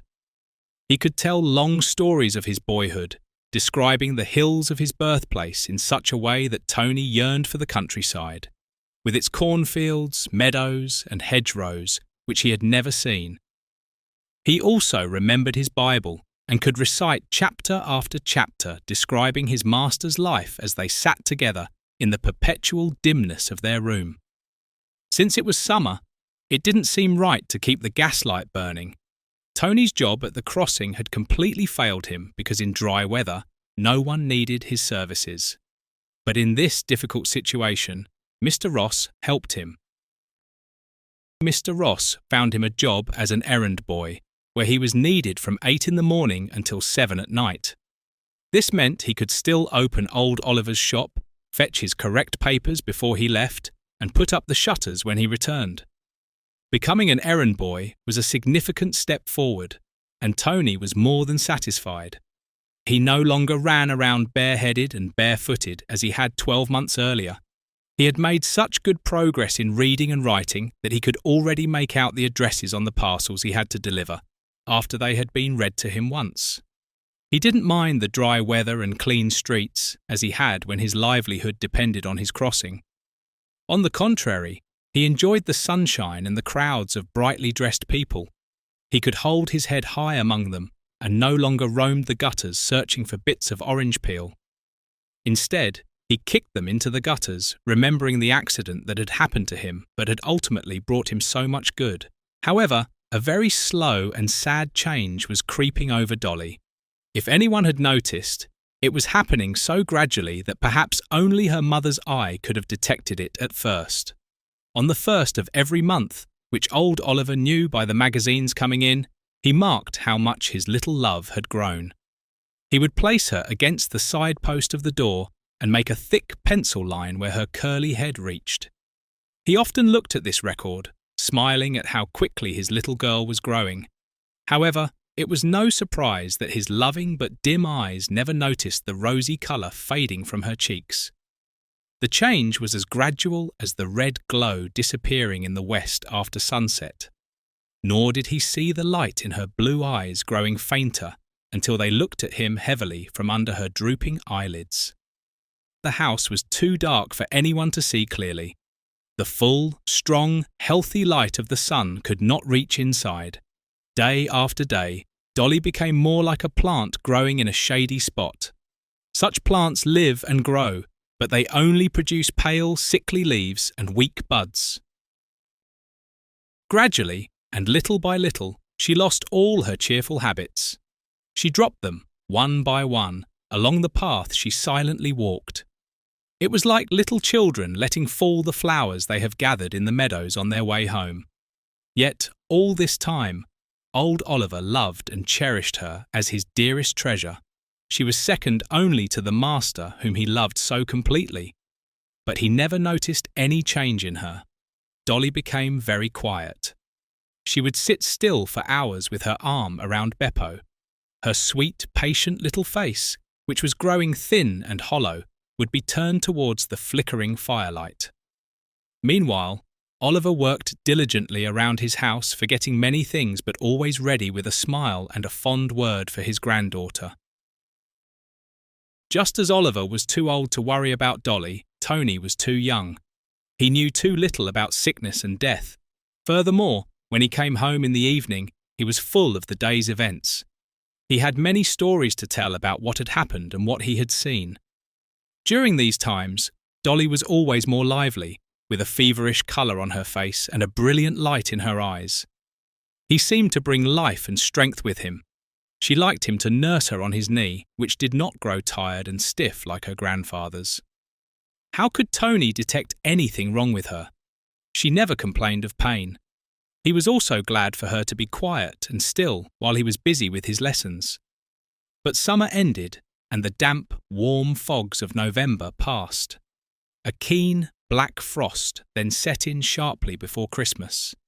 This was not a beautiful frost with white rime and clear blue skies. Instead, it hung over the city like a shroud, penetrating every fireside with an icy breath.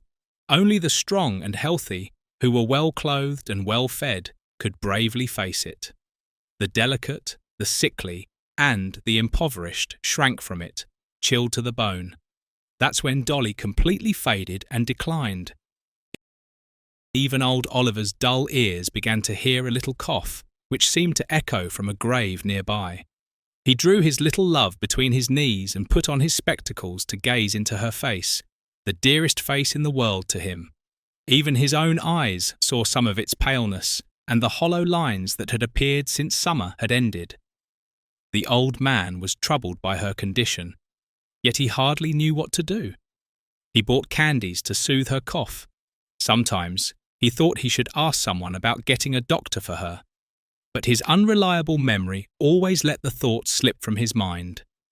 He intended to consult with his sister when she came to visit. However, Aunt Charlotte was very ill with a bout of rheumatism herself. She could not come to old Oliver's house. Chapter 17. A Very Dark Shadow. The Christmas week passed, and the new year began, cold and bleak. Tony was well protected from the weather and liked the frosty air. It made running as fast as he could from place to place pleasant as he delivered his parcels. When Boxing Day came, which was a half-holiday for him, he returned to the house at midday. He carried 3 mince pies, which he had felt rich enough to buy to celebrate the holiday. He had long been planning to close the shop for the whole afternoon and go out for a long stroll through the streets with Oliver and Dolly. Now that the time had finally arrived, he felt very light-hearted and full of spirits. He defied the wind, which wrestled with him at every turn. Dolly must be well wrapped up, he said to himself. Oliver must put on his drab overcoat with mother-of-pearl buttons, which he had brought up from the country 40 years ago and was still good for keeping out the cold. He ran down the alley and passed through the shop, whistling cheerfully. Disdaining to lift the counter's flap, he ran and vaulted over it, landing at once inside the open kitchen door. But there was Oliver, sitting close to the fire, with Dolly on his lap. Her little head lay on his chest, while tears trickled slowly down his furrowed cheeks onto her pretty curls. Beppo stood between Oliver's legs, licking Dolly's small hand, which hung limply by her side. Her eyelids were closed, and her face was deathly white. But when Tony uttered a loud cry of distress and fell to his knees before her, she opened her heavy eyes. She stretched out her cold, thin hand to stroke his cheeks. "Dolly is so very ill, Tony," she murmured. "Poor Dolly is very ill indeed." I don't know what on earth is the matter with my little love, said Oliver in a low and trembling voice. She fell down suddenly, and I thought she was dead, Tony. But she's coming around again now. Isn't my little love better now? "Yes, Grandpa, yes, Dolly is better," she answered faintly. Let me hold her, Oliver, said Tony, his heart beating fast. I can hold her more strongly and comfortably maybe than you can. You're so very tired, and you'd better get yourself something to eat. Shall Tony nurse you now, Dolly? The little girl raised her arms to him, and Tony gently took her into his own arms. He sat down on the old box in the chimney corner, letting her nestle comfortably against him. Dolly closed her eyes again, and soon he knew that she had fallen into a light sleep. Oliver moved noiselessly to and fro, only now and then saying half aloud, in a tone of strange earnestness and entreaty, Lord, dear Lord. After a while, the old man came and bent over them both. He gently took Dolly's arm between his withered fingers and looked down at it, shaking his head. She's very thin, Tony. Look at this little arm, he said. It's wasting away, wasting away. I've watched all my little ones waste away, except my poor Susan. Can't anything be done to save her? Yes, Tony answered in an energetic whisper, clasping Dolly a little tighter in his arms. Yes, they could easily cure her at the hospital. Goodness me, there were little ones 10 times worse than her that they sent home cured. Let's take her there as soon as she wakes up, and I promise you, she'll be quite well immediately. The doctor knows me, and I'll speak to Mr. Ross for her. You should get some dinner and gather your strength for it. We'll set off as soon as she's awake. Old Oliver turned away, comforted, and prepared his own and Tony's dinner. He put a mince pie into the oven to tempt Dolly's appetite when she awoke. However, she slept heavily all afternoon until it was almost dark outside and the lamps were being lit. When Dolly finally awoke, she was restless and feverish. Would Dolly like to go to that nice place where the little girls had the dolls and the music? Tony asked, his voice quivering, barely able to keep from sobbing. It's the good place where Tony got well again, and they gave him his new clothes. Everyone would be so very kind to poor little Dolly, and she'd come home again, quite cured and strong, like Tony was. "Yes, yes!" Dolly cried eagerly, raising herself in his arms. "It's a nice place, and the sun shines, and Dolly would like to go. Only she'll be sure to come back to Grandpa." It was still some time before they were quite ready to start. Dolly could not be coaxed to eat the hot mince pie or anything else. Old Oliver had to put on his drab overcoat, and they had to protect the ailing child as best they could against the biting wind. After they had put on all her warmest clothing, Tony wrapped his own thick blue jacket around her. He lifted her very tenderly in his arms, and they went out into the streets, closely followed by Beppo. It was now completely dark, but the streets were well lit by the shop windows, and throngs of people were hurrying everywhere. It was Boxing Night, and all the working-class inhabitants were taking a holiday, but old Oliver saw and heard nothing of the crowd. He walked beside Tony with feeble and tottering steps, seemingly deaf and blind to his surroundings. All the while, with trembling lips, he whispered to someone no one else could see or hear. Once or twice, Tony saw a solemn smile flit across his face. Old Oliver nodded his head and raised his hand, like someone assenting to what was being said to him. So they continued through the noisy streets until they reached quieter ones, where there were neither shops nor many passers-by. There, they found the home where they were going to leave their treasure for a time. Chapter 18. No Room for Dolly. Old Oliver rang the house bell very quietly. Dolly seemed to be asleep again, lying quite still in Tony's arms. Tony's arms were growing stiff and numb from the cold. The door was opened by a porter whose face was unfamiliar to both of them. He was only filling in for the day while the usual porter took a holiday. Old Oliver stepped forward, pointing at his little grandchild as Tony held her in his arms. He spoke to the porter in a voice that trembled greatly. "We've brought you our little girl. She is very ill, but she'll soon get well in here, I know. I'd like to see the doctor and tell him all about her." "We're quite full," answered the porter, blocking the doorway. "Full?" repeated old Oliver, his voice full of questions. "Yes, all our cots are full," he replied. "Completely full. There isn't any more room. We've turned 2 or 3 people away this morning, even when they came at the right time. This isn't the right time to bring any child here." "But my little love is very ill," continued old Oliver. "This is the right place, isn't it? The place where they care for little children who are ill." "It's all right," said the porter. "It's the right place. Only it's completely full and overflowing, you might say.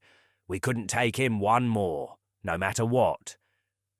But you may come in and sit down in the hall for a minute or two while I fetch one of the ladies." Old Oliver and Tony entered and sat down on a bench inside. There was the broad staircase with its shallow steps, which Dolly's tiny feet had climbed so easily. It led up to the warm, pleasant nurseries, where little children were already falling asleep, almost painlessly, in their cosy cots. Tony could not believe there was no room for their darling. She had been so willing to come to this place she knew so well. Yet a sob broke from his lips, disturbing Dolly in her sleep. She moaned once or twice and stirred uneasily in his arms. The old man leaned his hands on top of his stick and rested his white head on them. Soon they heard light footsteps and the rustling of a dress. They saw a lady coming downstairs towards them. "I think there's some mistake here, madam," said Oliver, his eye wandering absently about the large entrance hall. "This is the hospital for sick children, I think, and I brought my little grandchild here. She is very ill indeed, yet the man at the door says there's no room for her. I think it must be a mistake." "No," said the lady. "I am sorry to say it is no mistake. We are quite full. There is no room for even one more. In fact, we've had to turn people away even earlier today. Who is your recommendation from?" "I didn't realize you'd need a recommendation," old Oliver replied mournfully. "She's very ill, and you could cure her here and take better care of her than Tony and I could. I thought that would be enough. I never thought about getting a recommendation, and I don't know where I could get one." "Mr. Ross would give us one," Tony said eagerly. "Even then," the lady replied, "we couldn't admit her until some of the beds are empty." "You don't know me," Tony interrupted eagerly.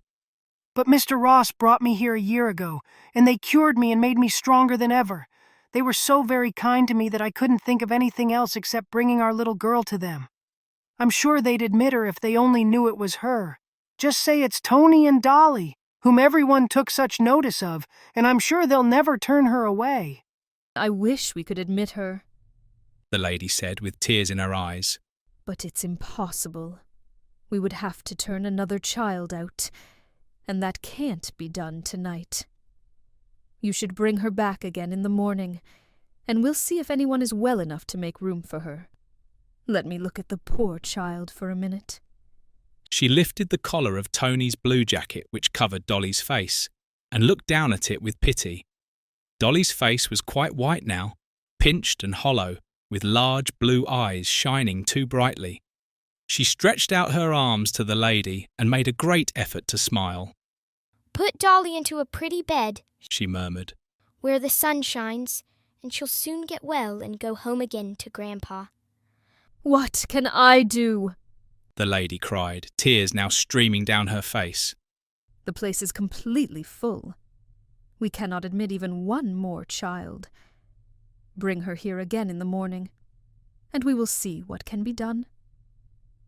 How many children do you have here? Old Oliver asked. We only have 75 beds. She answered, sobbing. And in a winter like this, they're always full. Only 75. The old man repeated sorrowfully. Only 75. And there are hundreds and hundreds of sick little children in London. They are ill in houses like mine, where the sun never shines. Is there no other place like this where we could take our little dear one? There are 2 or 3 other hospitals, she answered. but they are a long way off, and none of them are as large as ours. They are sure to be full right now.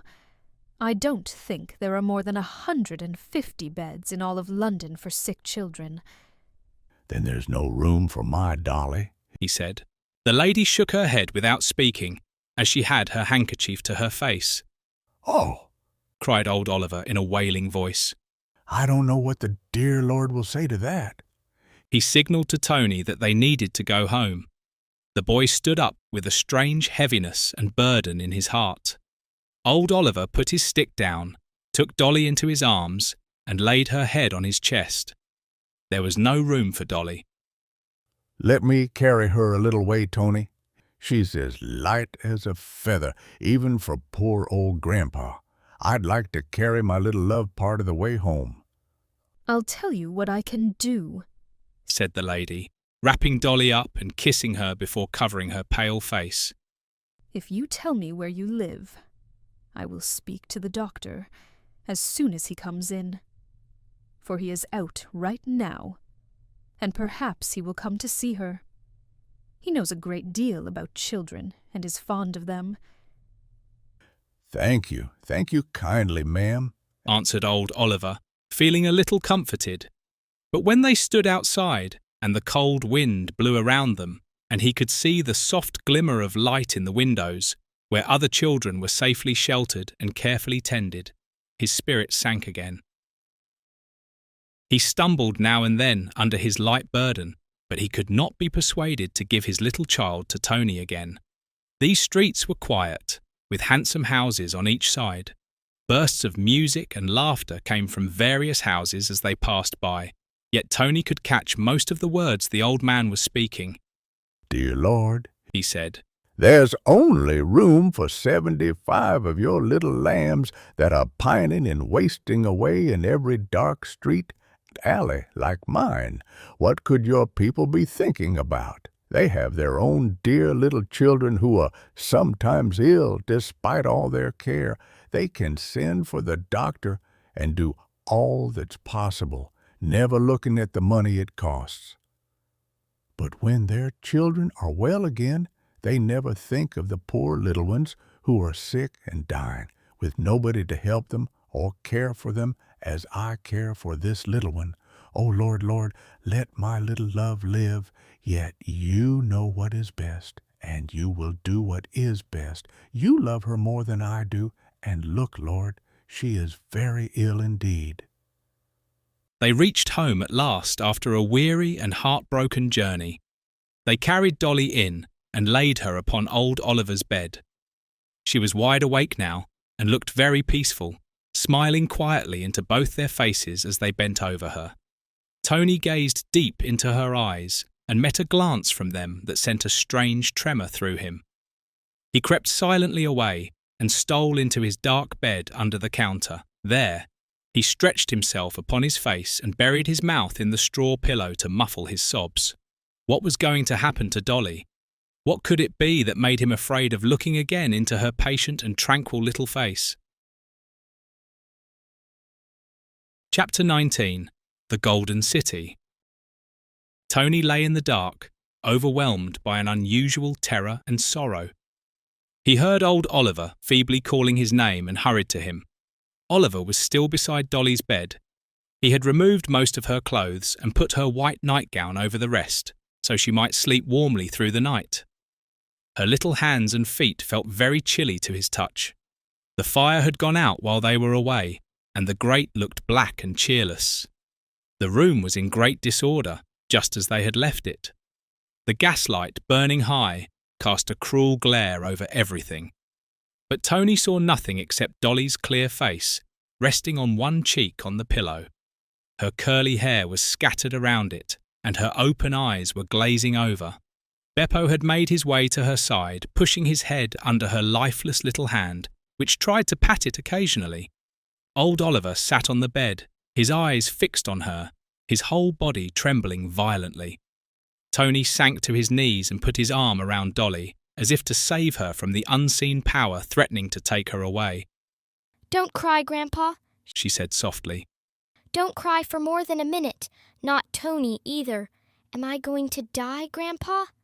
Yes, my little love, cried old Oliver, moaning as he spoke. "Where am I going?" asked Dolly very faintly.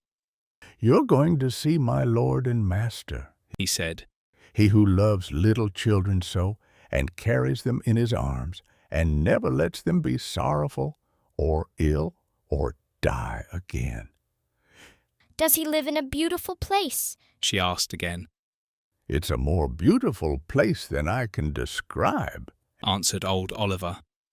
The Lord Jesus gives them light brighter than the sun. The streets are all of gold, and many little children there always see the face of their Father. "Dolly's going there," said the little child solemnly. She smiled for a minute or two, holding Beppo's ear between her failing fingers and playing with it. Tony's eyes were dim with tears, yet he could see her dear face clearly through them. What could he do? Was there no one to help? "Master, Master!" he cried. "If the Lord Jesus is here, he can save her. Ask him, Master." But old Oliver didn't pay any attention to him. He was completely focused on the child who was passing away, watching and listening as keenly as in his best and strongest days. He was blind and deaf to everything else around him. Tony's voice could not reach his brain. "Will Grandpa come here?" whispered Dolly's failing and faltering voice. "Very soon," he answered. A radiant smile spread across his face, and she smiled as her eyes caught its brilliance. "Very, very soon, my little love. You'll be there to meet me when I come." "Dolly will watch for Grandpa," she murmured, with long pauses between the words that seemed to drop one by one upon Tony's ear. "And Dolly will watch at the door for Tony to come home. She will worry terribly if he never comes." Tony felt her stir restlessly under his arm. She stretched her tiny limbs upon the bed, as if she were very tired. Her tired eyelids drooped slowly until they completely hid her blue eyes, and she sighed softly, as children sigh when they fall asleep, tired from their play. Old Oliver laid his shaking hand tenderly upon her head. Dear Lord, he said, take my little love to thyself. I give her up to thee. It seemed to Tony as if a thick mist of darkness fell all about him, as if he were sinking down, very low, into some horrible pit where he would never see the light of day again. Eventually, he came to himself. He found old Oliver sobbing in short, heavy gasps, swaying himself to and fro. Beppo was licking Dolly's hand and barking with a sharp, quiet bark, as he used to do when he wanted her to play with him. The child's small features were quite still, but there was a chilling smile upon them such as had never been there before. Tony could not bear to look upon it. He gently crossed her tiny hands over one another upon her breast. Then he gently lifted Beppo away and drew the bedclothes about her to hide her smiling face. "Master!" he cried. "Master, is she gone?" Old Oliver only answered with a deep moan. Tony put his arm about him and raised him up. "Come to your own chair, Master," he said. Oliver yielded to Tony like a child. He seated himself in the chair where he had so often sat and watched Dolly while smoking his pipe. Tony put the pipe between Oliver's fingers, but Oliver only let it fall to the ground, where it broke into many pieces. Tony did not know what to do, nor where to go for any help. Lord, He said, if you really love the old master, do something for him, for I don't know what to do, now little Dolly is gone. Tony sat down on his old box, staring at Oliver and the motionless form on the bed. A feeling of despair tugged at his heart. He could scarcely believe it was true. It felt like years, though it hadn't been long since he had light-heartedly leaped over the counter. He had not sat there many minutes before he heard a distinct, rather loud knock at the shop door. He ran hastily to ask who was there. Anthony, Said a voice he knew very well. I have come with the doctor to see what we can do for your little girl. In an instant, Tony opened the door. As Mr. Ross entered, the boy flung his arms around him, hid his face against him, and sobbed bitterly. Oh, you've come too late, He cried. You've come too late. Dolly is dead, and I'm afraid the master might leave me too. They couldn't take her in, and she died after we brought her home. The doctor and Mr. Ross went into the inner room. Tony pointed silently to the bed where Dolly lay. Old Oliver roused himself at the sound of strange voices. Leaning upon Tony's shoulder, he staggered to the bedside and drew the covers away from her dear, smiling face. I'm not complaining, He said. My dear Lord can't do anything unkind. He'll come and speak to me presently and comfort me. But right now, I'm deaf and blind, even to him. I haven't forgotten him, and he hasn't forgotten me. However, there are many things that need to be done, and I can't think clearly. Leave it all to us, Said Mr. Ross, leading him back to his chair. Do you have a neighbour you can stay with tonight?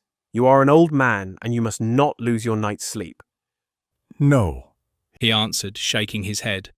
I'd rather stay here in my own place. Even if I had 100 other places to go to, I'm not afraid of my little love. No, no. When everything that should be done is done, I'll lie in my own bed and watch her. It won't be lonely as long as she's here. In an hour's time, everything was settled for that night. A small resting place had been made for the dead child in a corner of the room. She lay covered with a simple white sheet, the last one left of those Oliver's wife had spun in her girlhood. The old man had promised to go to bed once Mr. Ross and the doctor were gone.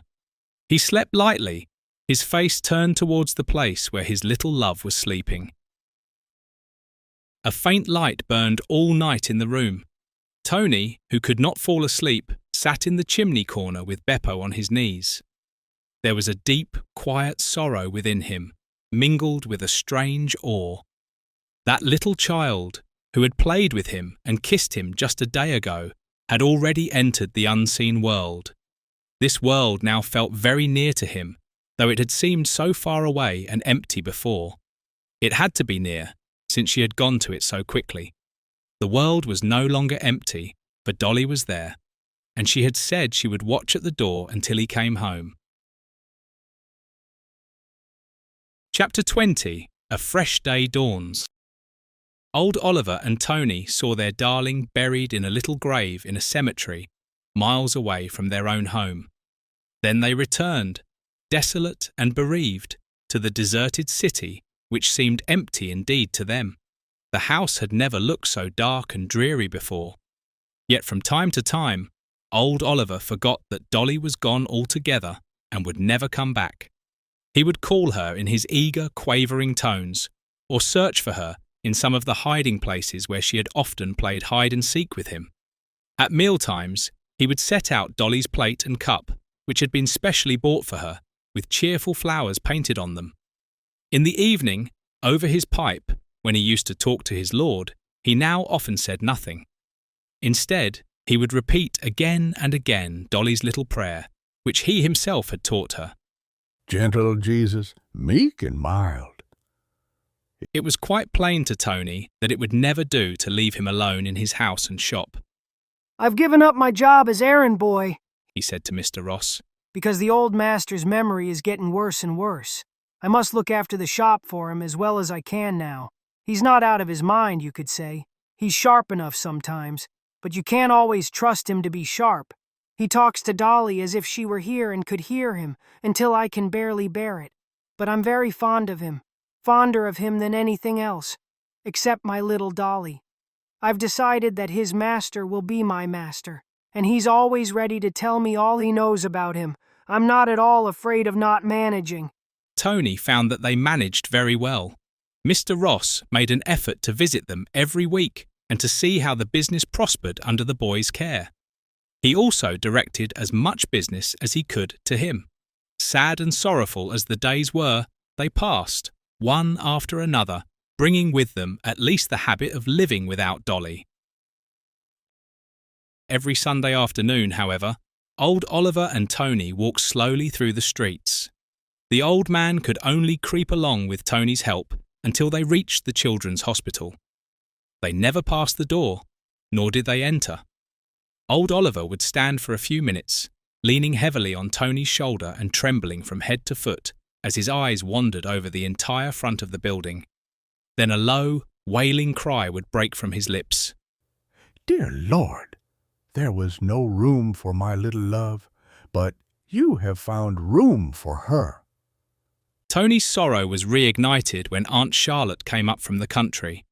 She discovered that the little child had passed away, leaving behind only her tiny frocks and clothes. These were neatly folded in a drawer where old Oliver kept a keepsake or two of his wife's. She also discovered that old Oliver had forgotten to write to Susan. His hand had become too shaky to hold a pen, so Charlotte wrote a letter herself.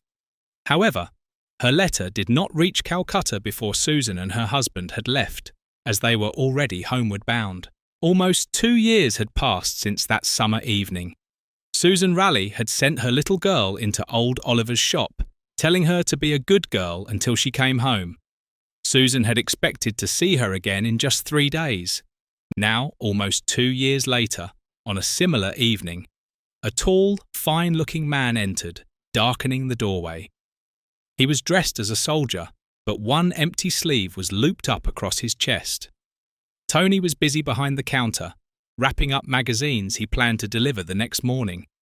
The soldier watched him very curiously. "Hello, young man. Who are you?" he asked, sounding surprised. I'm Anthony Oliver, he said, explaining that he had recently started calling himself by his old master's name. "Anthony Oliver," repeated the stranger. "I've never heard of you before." Well, I'm just Tony, he answered. But I live with old Mr. Oliver now and call him grandfather. He likes it and it helps me. It's like having someone who belongs to me. "Why, how long have you called him grandfather?" asked the soldier again. Ever since our little Dolly died, said Tony, his voice trembling. "Dolly dead!" exclaimed the man, looking as if he might collapse. His face went very white, and he leaned upon the counter with his one hand. "Oh, my poor Susan, my poor dear girl. How can I possibly tell her this bad news?"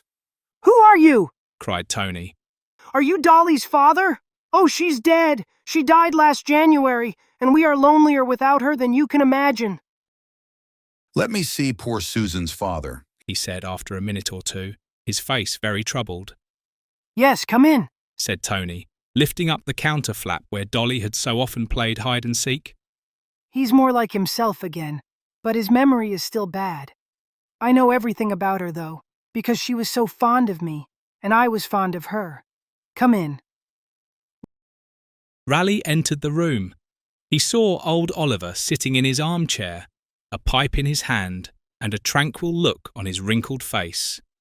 The gaslight shone on the soldier's glittering epaulets and white sash. The old man looked at him with a keen but doubtful gaze. "Don't you know me, father?" cried Raleigh, barely able to speak. "It's your poor Susan's husband and Dolly's father."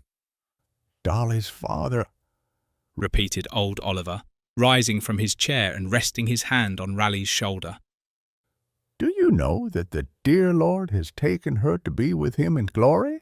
"Yes, I know it," he said with a sob. He put the old man back in his seat and drew a chair close up to him. They sat together in sorrowful silence for some minutes. Then old Oliver laid his hand upon the empty sleeve on Raleigh's chest. You've lost your arm, he said pityingly. Yes, Answered Raleigh. our colonel was attacked by a tiger in the jungle, and I saved him. But the animal tore my arm and crunched the bone between its teeth until it had to be removed. It's made me unfit to be a soldier. Yes, yes, poor fellow, Answered old Oliver. but the Lord knew all about it. He did indeed, Answered Raleigh. and he's taught me a bit more about himself than I used to know. I'm not unfit to be his soldier, but I don't know much about his service yet, and I'll want you to teach me, Father. You'll let me call you Father, for poor Susan's sake, won't you? To be sure, Said old Oliver, keeping his hand still upon the empty sleeve on Raleigh's chest. Well, Father, He continued, since I'm not fit for a soldier, and the colonel was hurt too, we've all come home together. Susan has gone straight on with her lady and our little girl. She sent me through London to see after you and Dolly. Your little girl? Said Oliver questioningly. Yes, the one born in India. Her name is Mary, but we call her Polly. Susan said it made her think of our little Dolly at home. Oh dear, I don't know how I'll ever tell her. Another fit of silence fell upon them. Tony left them together, for it was time to put up the shop shutters. It felt just like the night when he had followed Susan and the little girl. He lingered outside in the opposite doorway, watching to see what would happen after she had left her in the shop. He imagined he was a ragged, shoeless boy again, unloved and uncared for. He pictured old Oliver and Dolly standing on the step, looking out for the mother who had gone away, never to see her darling again. Tony's heart was very full. When he tried to whistle, he had to stop, lest he break out into sobs. When he went back into the house, Raleigh was talking again. So Susan and I are to have one of the lodges of the Colonel's Park, He said. and I'm to be a sort of bailiff to oversee the other outdoor servants about the garden and premises. It's a house with 3 bedrooms, a very pleasant small parlor, a kitchen, and a scullery downstairs. You can see the Wrekin from the parlor window and the moon over it.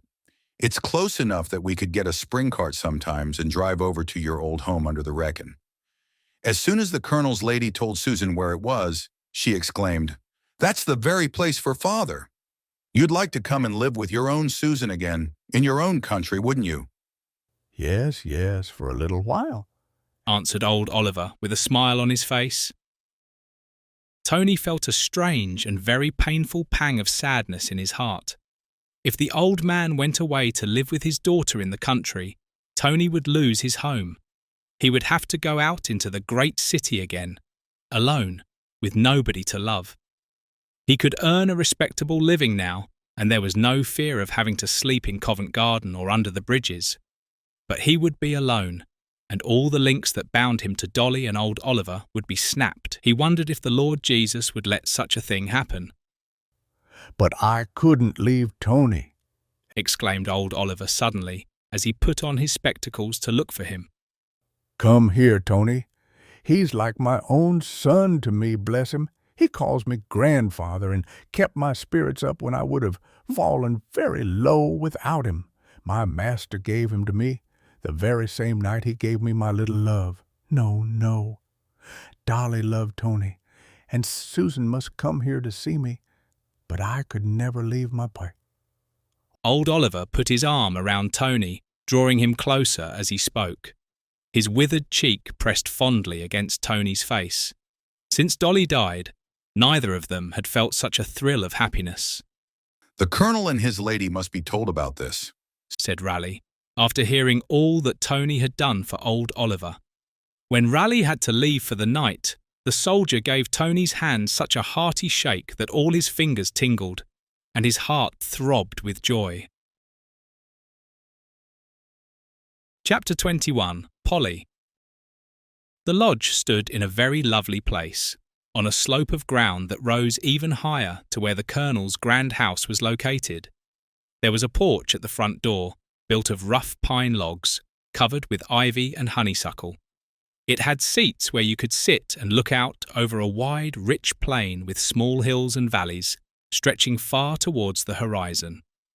In the distance, some mountains lay, looking so much like clouds that you could barely tell which were soft, misty vapours and which were solid, ancient hills.